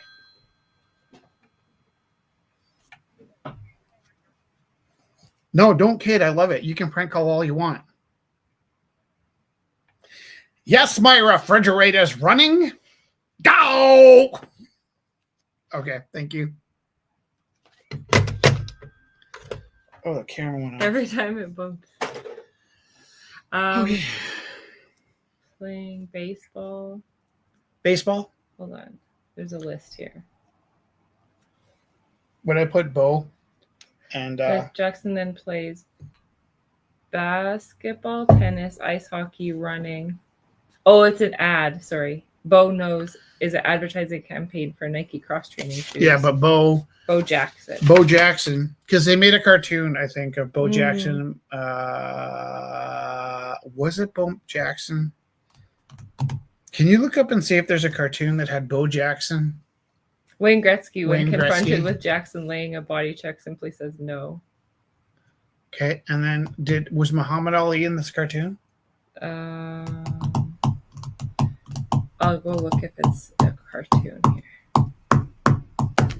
Okay, so record. You need to. Okay, so these are all the different. Oh, let me go back. Here we go. Ready? Scooch down. These are some of the rubrics. So for 7, 8, 9, 10, 11, 12, right? Yeah. These split into 4. Within these 4 groups, there's 3 big ideas. Drawing, record, investigate, communicate, and articulate. Those are 4. Okay. There's those 4 sit within three overarching themes: drawing, compositions, and encounters. Within drawings, there's drawing, investigate, communicate, and evaluate. So drawing means a thing, but within that, I got 4 things. And 2 of the 4 things in that are actually another one of these, right? So these things are interwoven. That's the thing, is like when you try to separate them out and lay them out cleanly, they don't, because like you said, when you make a piece of art, you're hitting 75 things. So when you're a not, teacher, yeah, and you're counting the 100 things the kids need to know, yeah, and you're checking off the things they haven't achieved, you're doing it backwards, because by the time they've done 2 drawings, they've achieved at least like 50 outcomes. I was going to say 30, at least 30. They do 2 drawings. They've inherently, without thinking, hit 30%, 1/3 of what they need to do. Yeah. With a little guidance, you'll ease them over 50%. Yeah. You can leave them alone, let them coast until the end. And the last 2 weeks, you tell them what they're missing, and they hit 100% of their outcomes. Yeah. If they hit 100% of their outcomes, and they're very good at what they do, they really deserve around 400%. Right. Right? If I've got 30 kids in my art class, I happen to know that I've carried 25 of those kids 3 grades farther than they should be. And it shows when we have art shows. But I've taken my grade 7s, I've taken 80% of those kids to grade 10 artwork. Okay. And 20% of my kids, I've taken them to grade 9 artwork. And 1 out of 20 classes. What's 20 times 30, right? Like 1 out of this many kids. 600. 1 out of 600 kids will knuckle down and say, I do. And I realized this year, through a combination of interactions, why 1 out of 600 kids won't do art. And it blew my flipping mind. There's a kid, though, kind of a thug kid, gold chain, fancy pants, doesn't pull them up high enough, who is gifted at art. He would, when nobody was looking, or sometimes when people were looking, he would relax and make these beautiful pieces effortlessly. And then he would destroy them. And as he decided to change schools, I pulled him aside. I said, hey, man, you're good at this. Why do you wreck it? Why do you have to crap on everything you do? He's like, it's not a good look, man. And I was like, oh, my God, like somebody taught you that if you become an artist, your testicles will fall off. That's what he thinks. He thinks that he's been conditioned to feel like his masculinity is dependent on not being able to make artwork, right? And it's such a I might have seen this once or twice in my entire career before I got to where I teach. Yeah. I've seen one every 3 years. I've seen a kid every 3 years that somehow through their conditioning, and I actually had a kid who was in my art class in grade 7 and did fine. Yeah. Didn't take art in grade 8. Got shuffled into art in grade 9. didn't want to work in front of the class, let him sit in the hallway where he could be alone, came by, sat down, saw that he did nothing, said, you're going to have to try something. He burst into tears and ran off and dropped the class. And I was like, okay, I don't need that kind of negativity in my room anyways. Mhm. But then I was ashamed to pass him in the hallway, and he was ashamed to pass me in the hallway. Until graduation, we never really overcame it. And I realized he was in grade 7. I realized it last year. I realized it 6 years too late that something in that kid's brain associated making art with something that he had been conditioned to believe he didn't want to be. I was attacking his values by saying, you can be a guy that makes art. Actually, that fits with all of the people that I've struggled with. I know. And That's crazy. Well, I thought I listened to you talk about that, and I never listened to it in my context. no, and like I used to wrestle in high school. Everyone said, "Oh, you wrestle, you like touching boys." I'm like, no, I actually hate when people touch me, but That's why I was really good at pretty wrestling. good at it 'cause I hate Yeah. them. And then like, oh, you make art? I'm like, yeah, like, have you seen my wife? Like, I always thought that because I could impress a girl with my art, that was okay. That was like Steve Earle. He wasn't big. He couldn't play football, but he brought his guitar to all the parties. 100%. Like, Yeah. If I got a grade 12 boy that needs a little nudge for art, I go, look at. I point at your Mrs. Teru picture on the wall, welcome to my classroom. I go, that's my wife. And they go, that's your wife? I'm like, yeah. And they're like, but how? And I'm like, because I can draw and I can write and I do, and I can express myself. And actually, oh.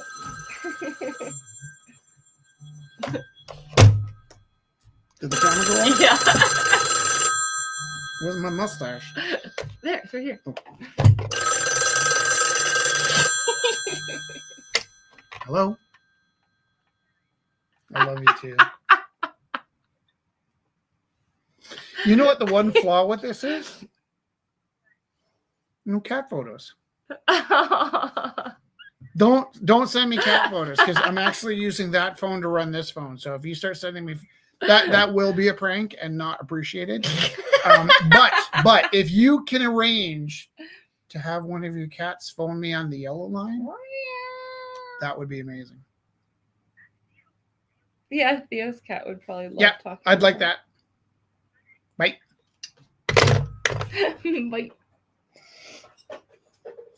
That phone was a little more expensive than I wanted it to be. Like I was like, oh, I'll buy the phone. And then it was like, I don't think that's going to work anyways. And so I kind of felt like a fanny. That's so funny now. God, I'm just going to use that all the time.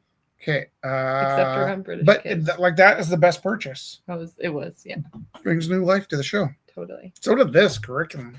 Honestly, this has been so much fun. For me. And maybe for, and for you. And for you. meow.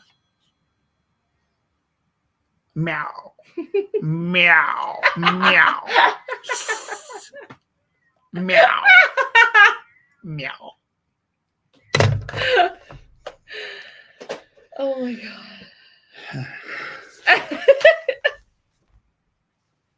Sorry, this is so funny. It's so funny. Oh my god. Okay, guys, it's funnier if we don't talk about it. Just act like it ain't no thing. Call it the meow phone. Meow. The cat phone. No. The hijinks. No. But something. It needs a name. It needs to be like the emergency phone.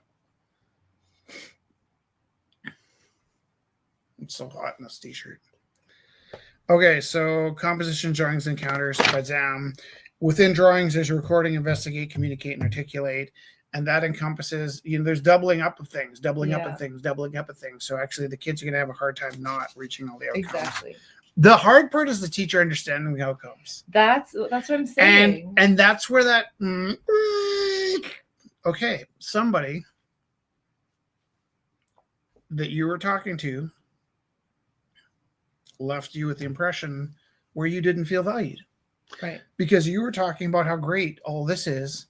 And the response to this person said, oh, I'd like to see how you track that, which is a way to take the urination out of you. Like throwing eggs. Like Yeah, like because when Yeah. you go, this is great, I love it, and they go, oh yeah, but okay, let me think of it the equivalent to that. that's right.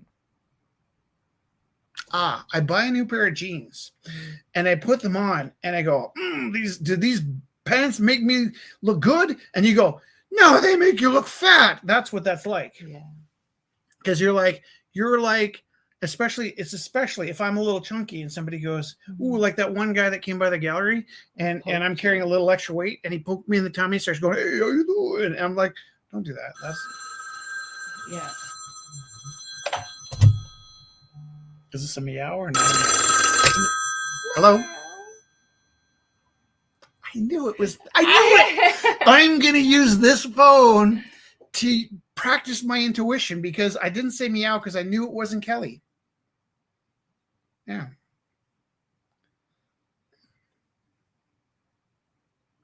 Oh, okay. Can I?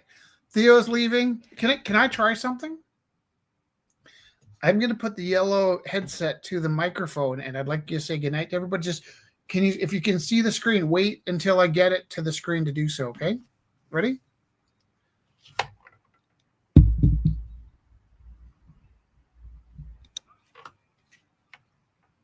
Did that go? Let's try yelling. Try if you can. I don't want you to scare your cats, but ready, go. Interesting. That doesn't seem to be picking it up. That's interesting. That's okay. We'll have to We're work that learning. out. Okay. Good night, Theo. Bye, Theo. Love you. Thanks. It was so Hey, nice by the way, seeing I you. have a stockpile of your images that you send me every morning.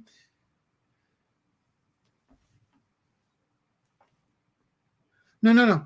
You've been sending me. You send me digital images every morning, and I had a few months ago compiled them into a video. You remember? I'm going to do that again for next week if you're cool with that. So there'll be a little 5-minute video of your last. So make sure you're available next week. All right. Bye-bye. Okay. Camera still on? Yeah. Oh, yeah, it is. Also, I was going to say, would you like to share the puppet Oh, yeah, I forgot about that. video? We've just been having so much fun. Would you like to do that now? Or were you in a flow? No, I can. I 100% can. They put icons here, and I don't always remember what the icons mean. Mm.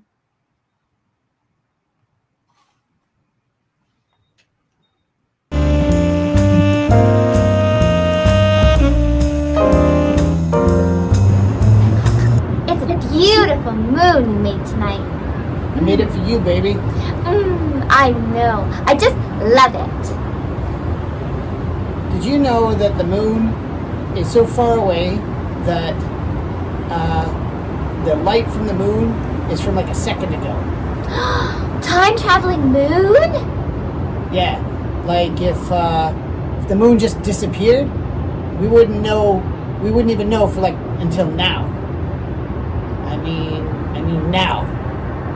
Like right now. It's okay. It's here now.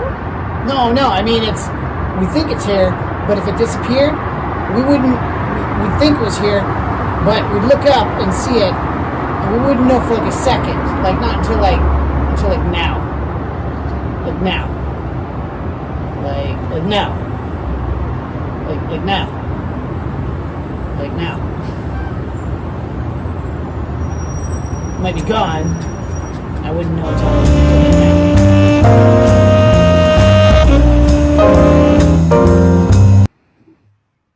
Okay, you know what? That's a pretty good example of why Kelly will never get to me if she's trying to. She would never have to apologize for if she was worried that she's going to irritate me by phoning because I love those like loops. I love loops.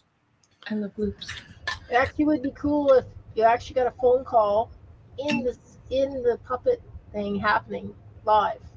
Oh, I have plans for that puppet to be on the phone. The thing that I got to rig up is my puppet has a working arm. Oh, I also have hands. Yeah, you do. I do. Okay, it's all figured out. I forgot that I built hands for my puppet. So my puppet can do things like because he's got real hands, but they're separate from the puppet. So I just have to have like a big piece of paper or something. Or my phone would look tiny and we'll figure it out. I love Jess's puppet because she's always nibbling on Rich. I know. I love the ghost. Let's She not just- even act. She nibbles She on me just loves all the nibbling. time. Nibble. Okay, so grade 7, 8, and 9. This is an example of the difference, but this is why I wasn't worried about you digging Yeah, through for totally, 7, yeah. 8. So in grade 7, in recording, students will record simple images with simple units. Guess what? A 1-year-old can do that. Stickman. Yeah. Right, yeah. Totally. Yeah. So like the Line bar is really low there, right? Yeah. And then so, if the ATA came and said, how do you possibly have all of your kids passing your class? Not that they would, but if I was audited and they asked like, why do all my kids pass? It's because the curriculum for grade 7 says like 1/100th of what they need to do is be able to record single images and simple units. That's like, watch this. Watch me nail this. You ready? Ooh, imagine you're like 11 or 12 years old and your teacher goes, can you do this? How about this? Can you do this? What about this? Right? Like, if you can do those things, you've just kicked off one of the things you need. In grade 8, you need to be examine and simplify basic shapes and spaces. This is a really interesting one. If I do like this,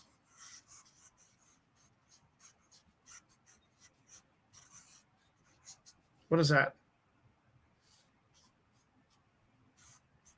B? Oh, a heart. Right. Sorry. And what is this? Imagine, I don't think this pen works, but perfect. Okay. Oh, Yuma. Okay. Right. This is an abstract heart. Right. This is a literal heart. Simple. What's Icon. this? It's the split. Yeah. This heart that we know as a heart is halfway between an abstract heart and a literal heart. Mm-hmm. Right? So that's when it starts to get a little more complex. Mm-hmm. Record objects alone and in compositions. That's your orange.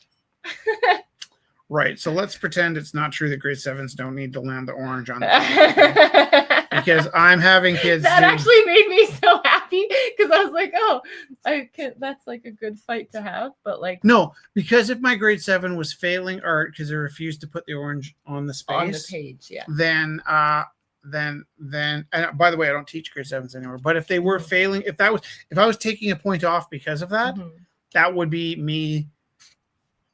One of those great themes in English, man versus evil, right? Like that's right. Student versus evil. Totally. That would be being evil because I'm always fighting to bring the best out. I got the grade 7 hit this benchmark, but then I'm like, take this, photocopy it, and get grade 9 done. If you're doing this, why don't you just keep pushing? But that's what I'm telling you. Totally. Like my grade 7s would not get through the year without finishing grade 9 art. Totally. My laziest. That's what I mean. When least interested. When I saw that and felt good, was it like actually that's exactly it. Well, like, you'd almost think like I know what I'm talking about too, right? No, it's like I don't have faith in myself until we go through this again. I'm like, oh shoot, like. Okay. Here's what I'm going to do. Because of those teachers, like you said, that ask, oh, how do you show that? Yeah. It's like, ah. But you know what? Their tone and their voice tells me that they mean evil, and I block them out. Right. Whereas you hear their tone and they haven't said, good job, Jesse.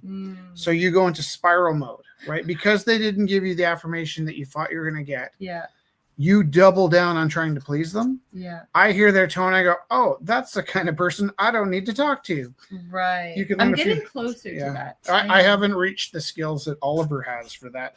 Oliver wipes them out of reality. They're speaking and they're like ghosts that hover near him. And then it's like to me, right? Person walks up, they're like, I'd love to see how you track that. I'm like, oh, great, sit down, I'll show you. And they're like, no, I gotta go. And like you're like, and then I hesitated and they left. Yeah. Right? I'm like, sit down, I'll show you. Like, you asked and now you can't leave because you presented the question and there is an answer. Yeah. Don't you dare walk in here and smack me with a rhetorical kick in the fanny and Right. turn around and walk leave. on your head. Yes. If you ask me that question, you're going to get an answer. Yeah. Right. And if you try and leave before, I will follow you out the building, and halfway home, I'll be sitting in your car going, and then what you do is you have this, this, and this, and this. And yeah, but because I will not stand for that. Whereas Oliver, you know, that fly that was in our house today? I was like, oh, that's irritating. That's what those people are. He doesn't even see them. Right. That is so Okay. true. Record in grade 10 is combine description, expression, and cognition into the drawing process. Give me that pile of stuff. Okay, so by grade 10, I got to be able to combine description, expression, and cognition into the drawing process. By the way, we haven't covered 25% of what the teacher needs to know to teach art in this book tonight. But if you live with this, you'll be a better artist, you'll be a better person, be a better thinker, and you'll have a better life, right? If instead you glance at this and try and take somebody else's binder and give out Pinterest assignments, you will teach the kids to hate art. Okay, so know that you can do this. This is what my grade 8 and 7 art teacher did. I didn't take grade 9 art because you had to choose between band and art in grade 9. The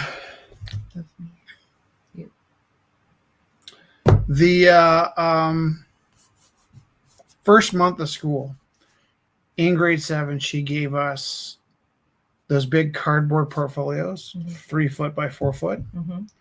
Yeah, they're huge. We were told we had to have pencil crayons to come to class, and we're asked to make an album cover on the folder with pencil crayons. That's mean. Also, you take a month off teaching because it takes a month to fill in Yeah. that folder with pencil crayons. And so if I'm killing time, I just give the kids small tips and big papers, right? Pencil crayons and a large sheet of paper. Totally. Gives me some time to read through the curriculum. But my advice would be find somebody that cares about words and explore the curriculum with a friend, because if you try and cram this, you'll hurt yourself.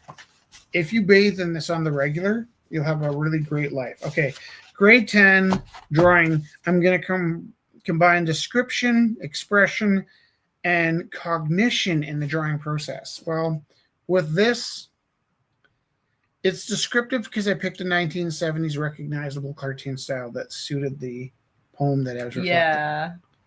The expression is both a wild, expressive drawing style, but also wild, expressive body language, and the devil's penis is hanging there. So there's lots of expression there. Totally. Cognition. I know that most people are going to miss the penis, right? He's got a tail and a penis. I know that hiding him in the shadows and making it very busy is going to make this less offensive to people that haven't read the poem that I was reflecting. Right.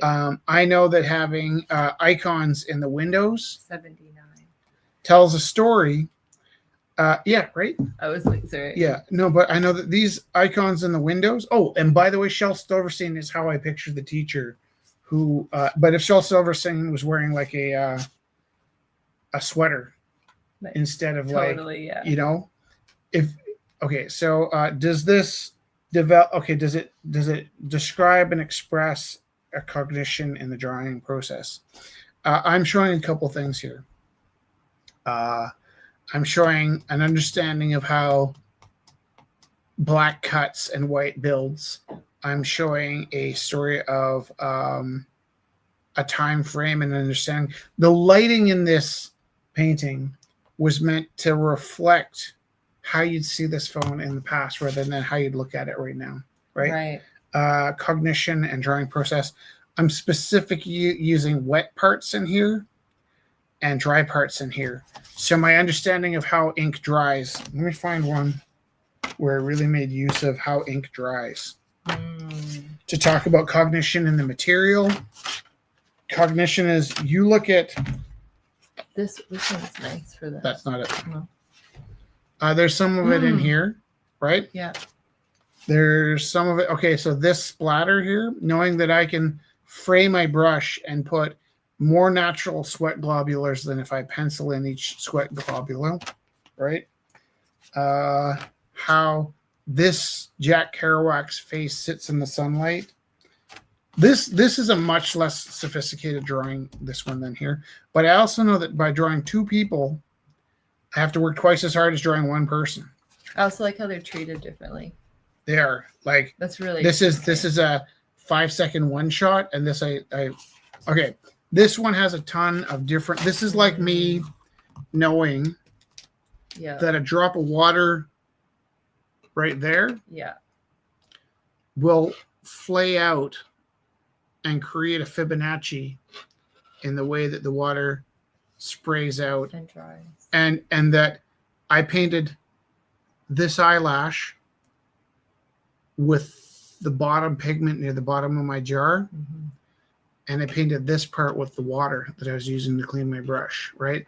So my understanding of tools and paper and friction and time and how things change as they dry, I painted this knowing what this would look like, but not being able to see it until the water dried. I knew that these edges right here, right here, would get dark when it was dry, but while it was wet, this was dark and it was black and white. It was blue and white, but I have two different kinds of painting here. So there's probably in this simple one color painting,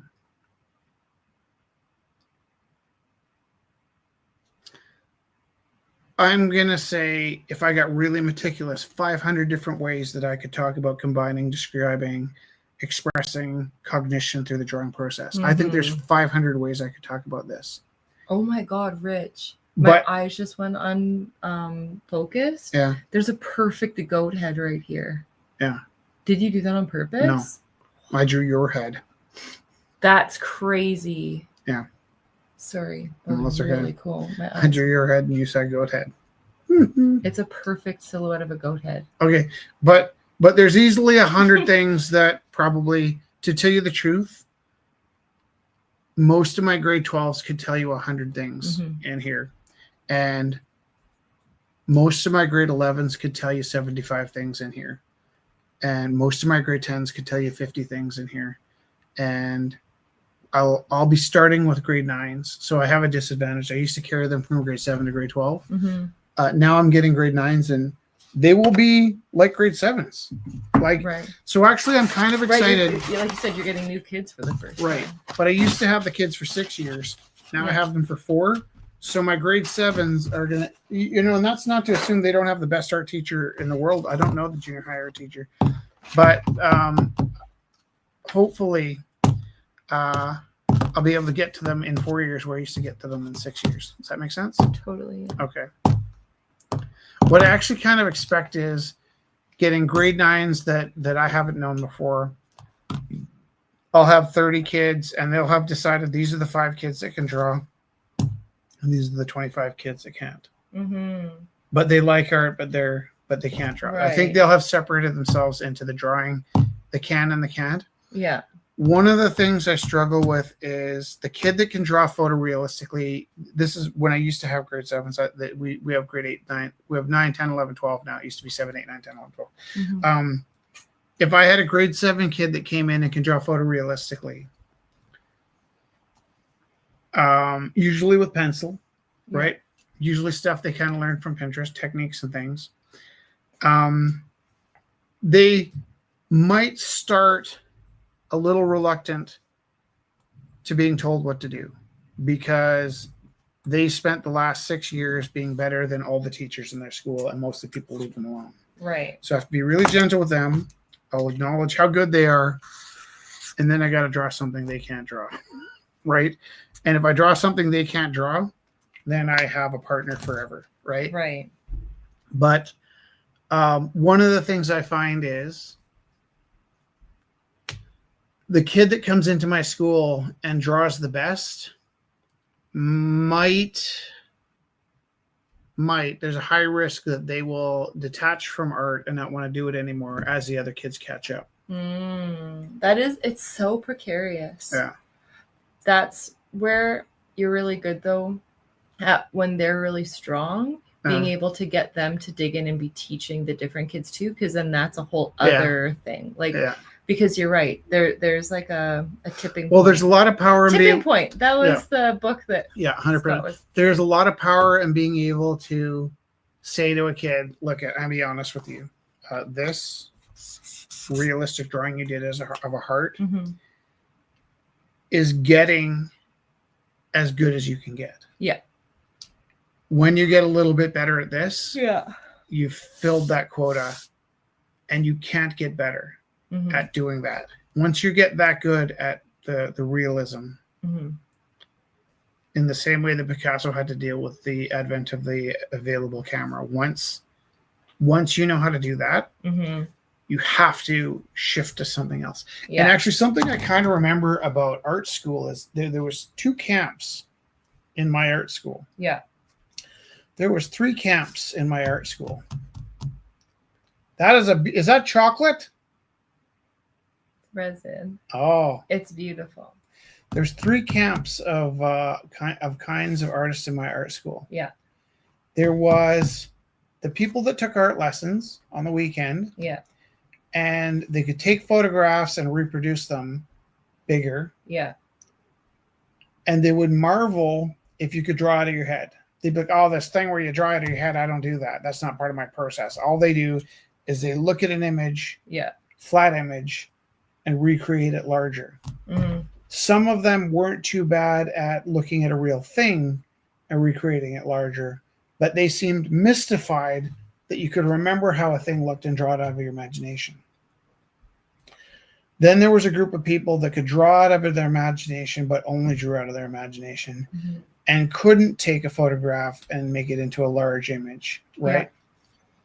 And then the third person that would be in that group would be people that were going into graphic design, right? But and I remember the school really prized the people that came in from the art lessons and can make a photograph of their uncle look exactly like a photograph of their uncle, whereas the ability to draw out of your head was less prized. But I think also that might have come a little bit from that might sit a little more on the natural abilities versus the teachable abilities, right? Would you say when you were in art school you drew from sight or from mind?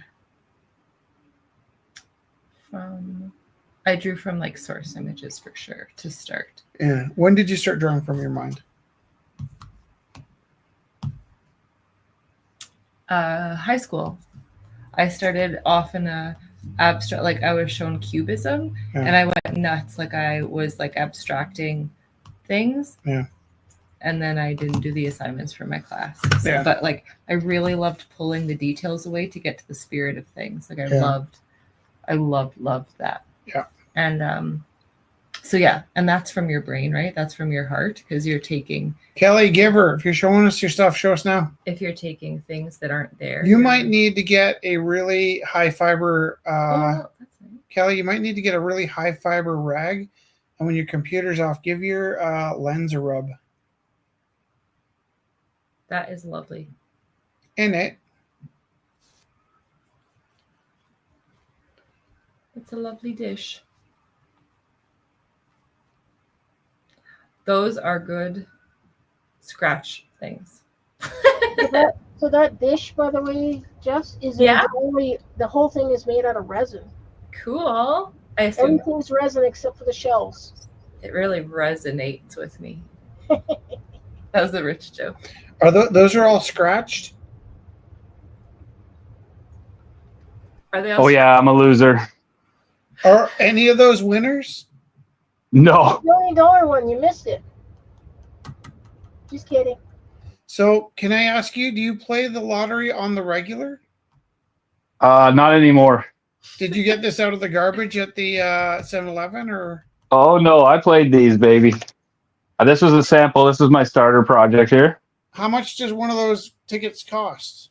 Oh, they're just $1. $1? Yeah. So the entire sheet is like, are there 50 sheets or are there 300 sheets?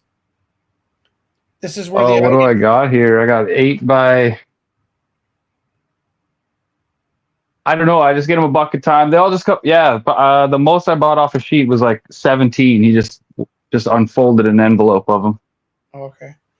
So I really like this way more than I thought because Zach, I'm going to tell you the truth. The first time you showed those, I thought they were unscratched, and I was envisioning worth $10 a piece, and I could only imagine you having so many as if you stole a carton from a 7-Eleven.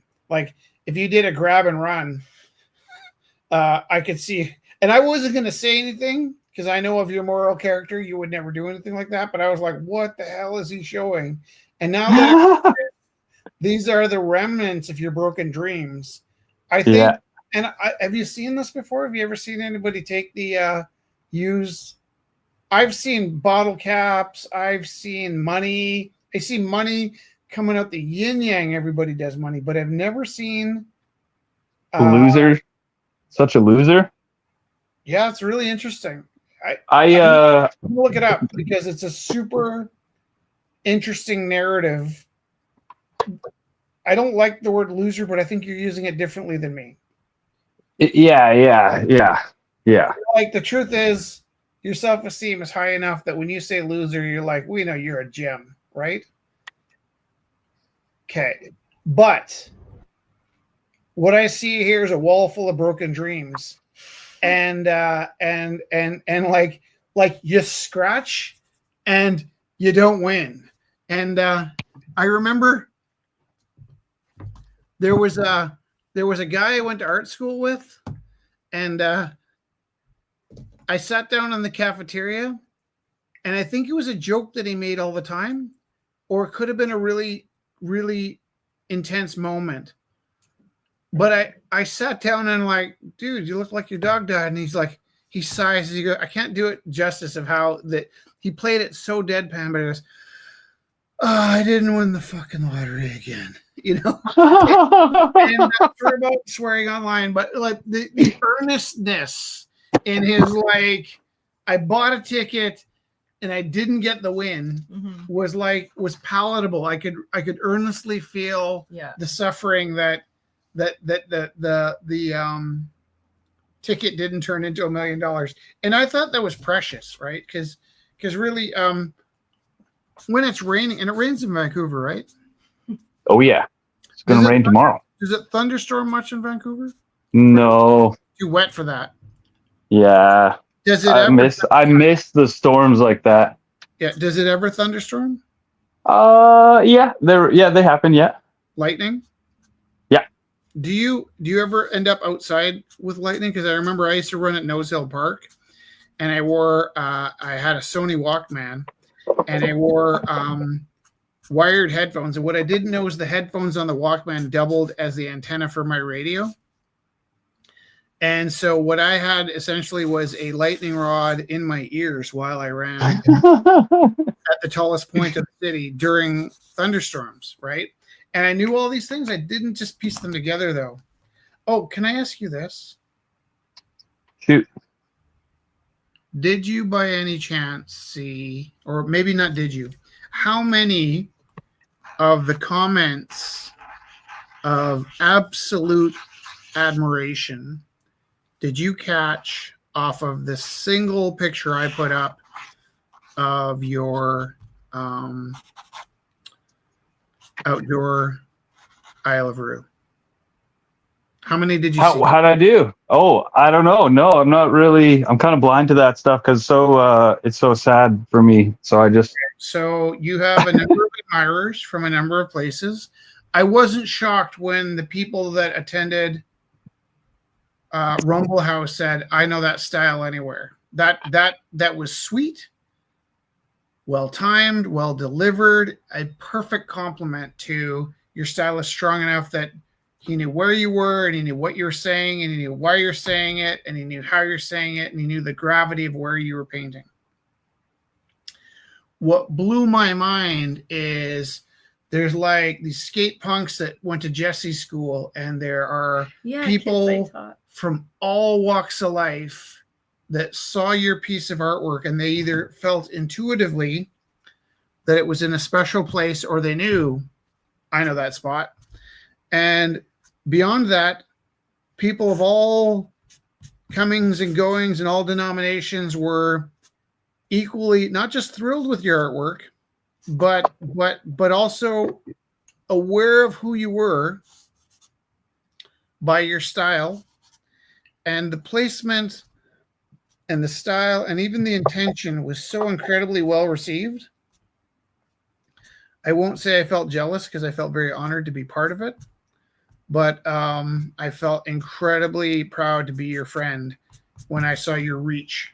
And I think you should drill through and try and find pictures that I put up of that picture, because all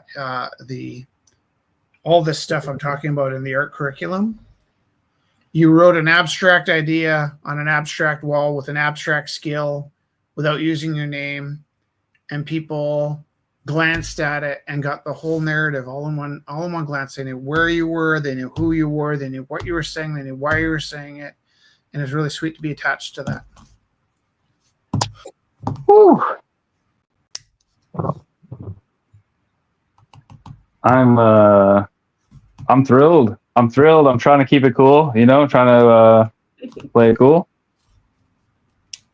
I was nervous. I was nervous it might have gone the other direction. Sure. No, that's part of the story I'm telling. But that's everybody, whether they've skated in Vancouver, whether they've ever painted on a wall, whether they have ever used an aerosol can, whether they did all those things or none of those things, everybody sensed the weight of what you've done. Mm-hmm. And everybody, like I'm telling you, there's people that do most of their artwork with knitting and have never ridden a skateboard and don't go to Vancouver, that looked at your work and felt the weight of all of the disciplines that you were tinkering with there. Woo. By the way, can I ask you something else? Did you color your hair? That's natural. Shut up. Don't make me tell the story. We're on such a high note. You shaved your head off. I remember that, and it's growing back, and this is what your hair looks like. Maybe it's Maybelline. Okay, so this is not your natural hair color. Is that your natural hair color? I'm gonna call the yellow phone here in a minute, and we'll talk. I like that. It is if ever there's something you don't want to say, you can just call the yellow phone. It's the most beautiful hair color I've ever seen on a male or a female or a cat or a dolphin. It's you're I can't take my eyes off you. It's all the scratchies. It's golder than the scratchies. It is golder than the scratchies. Incidentally, and this is not relating to you, but the fella in the photo, there's a photo that went up on Crackmax today of a guy that punched somebody out at Marlboro, and incidentally, he had frosted tips, which I hadn't seen in a while. And I saw the photo, and of course, they're just looking for the fella's name because he randomly attacked somebody on the Marlboro station, and he happened to step in front of the camera. You know, when you get a tattoo, you should get them places you can cover up easily if you're interested in crime, right? Yeah, right. Don't do crime. Yeah. Not with these. Crime if it's a thing for you, like couple things. Don't get recognizable tattoos that are easy to spot, because you don't have to wear a turtleneck to all your break-in entries. Like, oh, are you going to an art show? I'm like, actually, no, I was going to rob the 7-Eleven, and I put this really obscure shape on my throat that's easy to recognize. The turtleneck troubadour. The ascot robber. Jack. I'm Freddy from Scooby-Doo. Are you actually going to paint a foreground on the gold tickets or no? That's why I did the mini. If we're talking about art lessons, folks, get a little mini, get a little marquette, make a little mini, and then I'm gonna see what I can do here. I want to try to use it as like possibly negative space, but then also those Rich included. There's some real talented folks that like full on. Or what am I trying to say? Use it. I'm going to try and use it in a painting. Where it's like it's possibly the highlights because it's gold potentially. It's a warmer, so it's like it's my. Cool. Yeah, shoot. That thing where you want to flex your skill on there and try a new skill. Yeah. Do it on something less precious. And that's what I'm saying. That's what this is. This is the right. This. With both of those pieces, they're so dynamic. Unless you got 100 of those backgrounds, I would go with your A game and do something you're safe at. And I know that's contrary to everything you would expect me to say, except you've got some gems there. Those two pieces there are gems. And this is wicked. So this is what I think you should do. And it's not my place to say, but I'm going to say it anyways. Are you ready? I'm open. I'm open to suggestion. Yeah, I'd like to hear it. Yeah. Stencil art. Yeah. You feeling it? I'm feeling it. It still meets those on and off binaries that you were thinking about with the negative space. It's a comfort zone that you're really good at, but it would meet what you're doing perfectly. It really would. Plus, you're assured to get the outcome that you need ahead of time. And then so you've preserved this magical. You could leave that thing by itself, by the way. That's sit next to Andy Warhol. If we only had a time machine, but like that would sit next to one of the most important prints you've ever seen in the entire world, right? On its own, it holds up. But I'm going to say if you're going to paint into that, because what you have to start with is so special, I would go with, I myself would go with stencil art on there, because then you can, even with your maquette, you can sort of figure out what you need to do. Mm-hmm. And then you can nail it, right? Whereas I'm telling you right now, I think I heard you say that I have the skill to do this thing. And I know that if I had something that dynamic, I would work in and experiment on the fly, and it would become something that didn't need to have those cards in the background. I'd go past the point with that, because I would want to push it as far as I can go. And I would have something, but I would lose the magic of what you have there. So this is the one time since I've met you that I'm going to tell you to play it safe on this one. Yeah, cool. Yeah. I like that. And I mean, I promise I never will insult you with those words again, but I think that what you've invested in this piece by storing it up, by being a loser, by the broken dreams, by being like cute enough that loser's a compliment, that there is an established, I really like, there's a movie called Smoke where Harvey Keitel is a guy that doesn't understand art, but he's got this manic obsession with taking a photograph outside a store in the exact same spot at the exact same time every single day. And he's got 40 years of these photos, one photo a day for 40 years. And it's the most exquisite piece of artwork I ever imagined. I don't know if it exists in real life. This piece that you have in front of you has history. It has a soul. It has a tactile magic of 150 broken souls. And so I think you should use a stencil, not because it's safe, but because it's the right way to honor what you've done so far. Yeah, and art imitates life, and what I've done so far, my stencil game's okay. Yeah.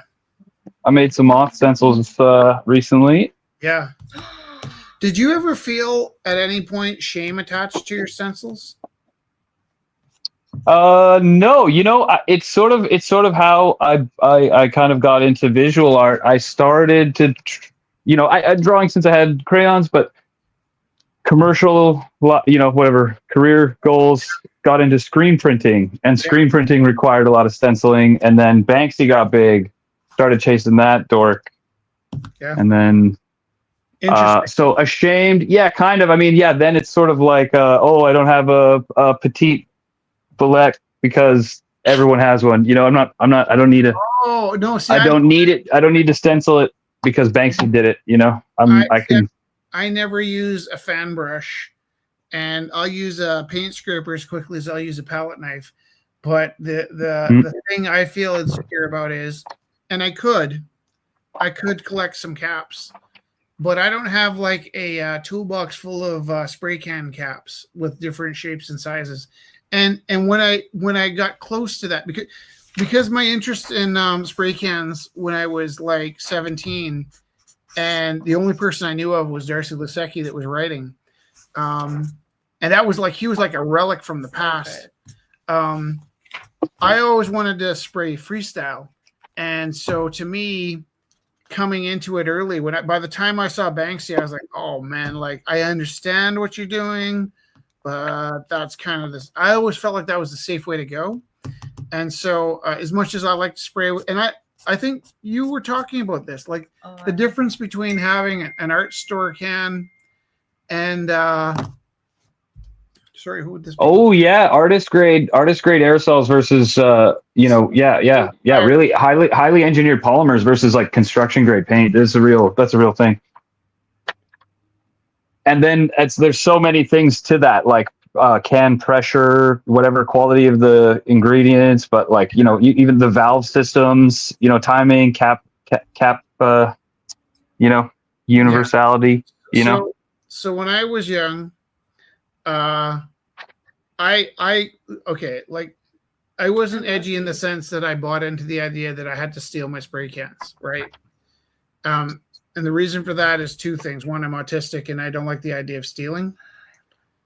Two, I didn't have a stable position that if I got caught stealing, I'd have dinner or a place to live. So I didn't go through the phase of stealing spray cans because that was part of the thug life, right? Yeah, I can't compete with guys who rack cans, man. That's a real big part of the culture. Right. That's not my game. You can't keep up with a lot of these. No, mine either. No, I'm too soft. I'm way too soft. It's fun in a dream way, like in a comic book way. That's the way the comic book artist that I would write about does it. A purist. Yeah.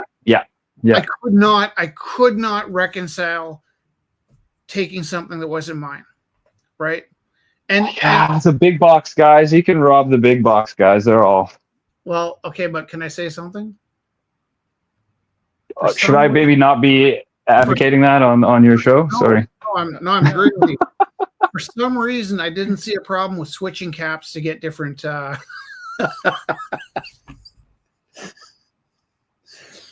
some reason, so long as every can in the store had a cap, I didn't see a problem with switching them around a bit to get the caps that I wanted. But that's how you got different spray nozzles, 100,000 years ago. Can you fix that? Hello. Hi. Oh, I know. I do. Thank you for calling. Good night, Kelly. We love you. We love you. Bye. Bye, Kelly. Okay. Yeah. So Zach, I would pay for my cans. Oh, it might. Oh no. Yeah. Try that again.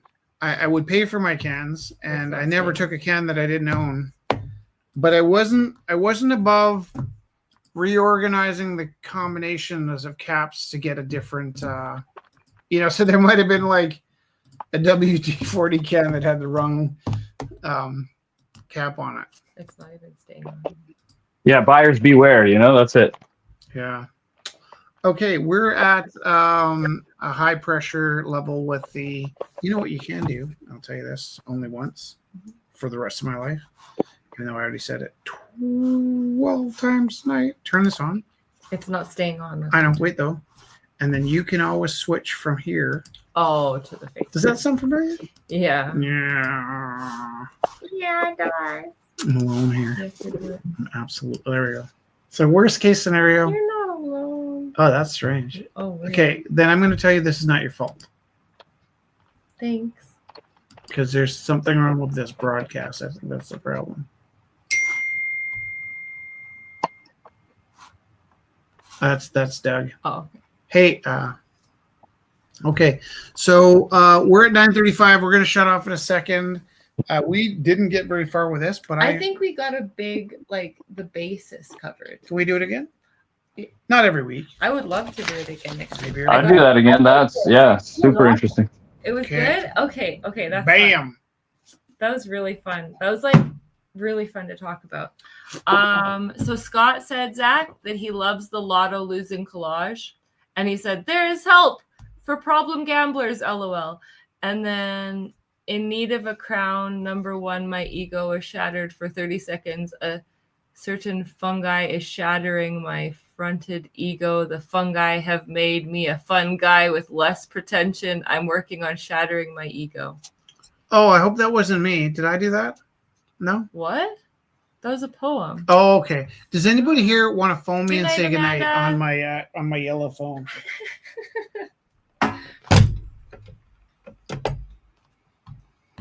Last chance. 403. Last chance. It's not. You can phone me at any time on this phone. 403-629-7424. 403-629-7424. That was a really fun night. Are you going to sing? No. Yes, no. How glad the many millions of Just a Percival. second. Hello? Hi. Here, I'm going to give you the phone, okay? Give her. How glad the many millions of Percivals and Williams would be to capture me. But you had such persistence, you wore down my resistance. I fell, and it was swell. You're my big, brave, and handsome Romeo. How I won you, I shall never, never know. It's not that you're attractive, yeah, it is, but oh, my heart grew active when you came into view. I've got a crush on you, sweetie pie, all the day and night time. Hear me sigh, the world will pardon my mush, 'cause I've got a crush, my baby, on you. Did Kelly stay on the phone for Yeah, a I while? think it is. That's really Good night, Kelly. We sweet. love you. Check this out. And wrong. Good night. Good night. Thank you so much, you guys. That was really fun.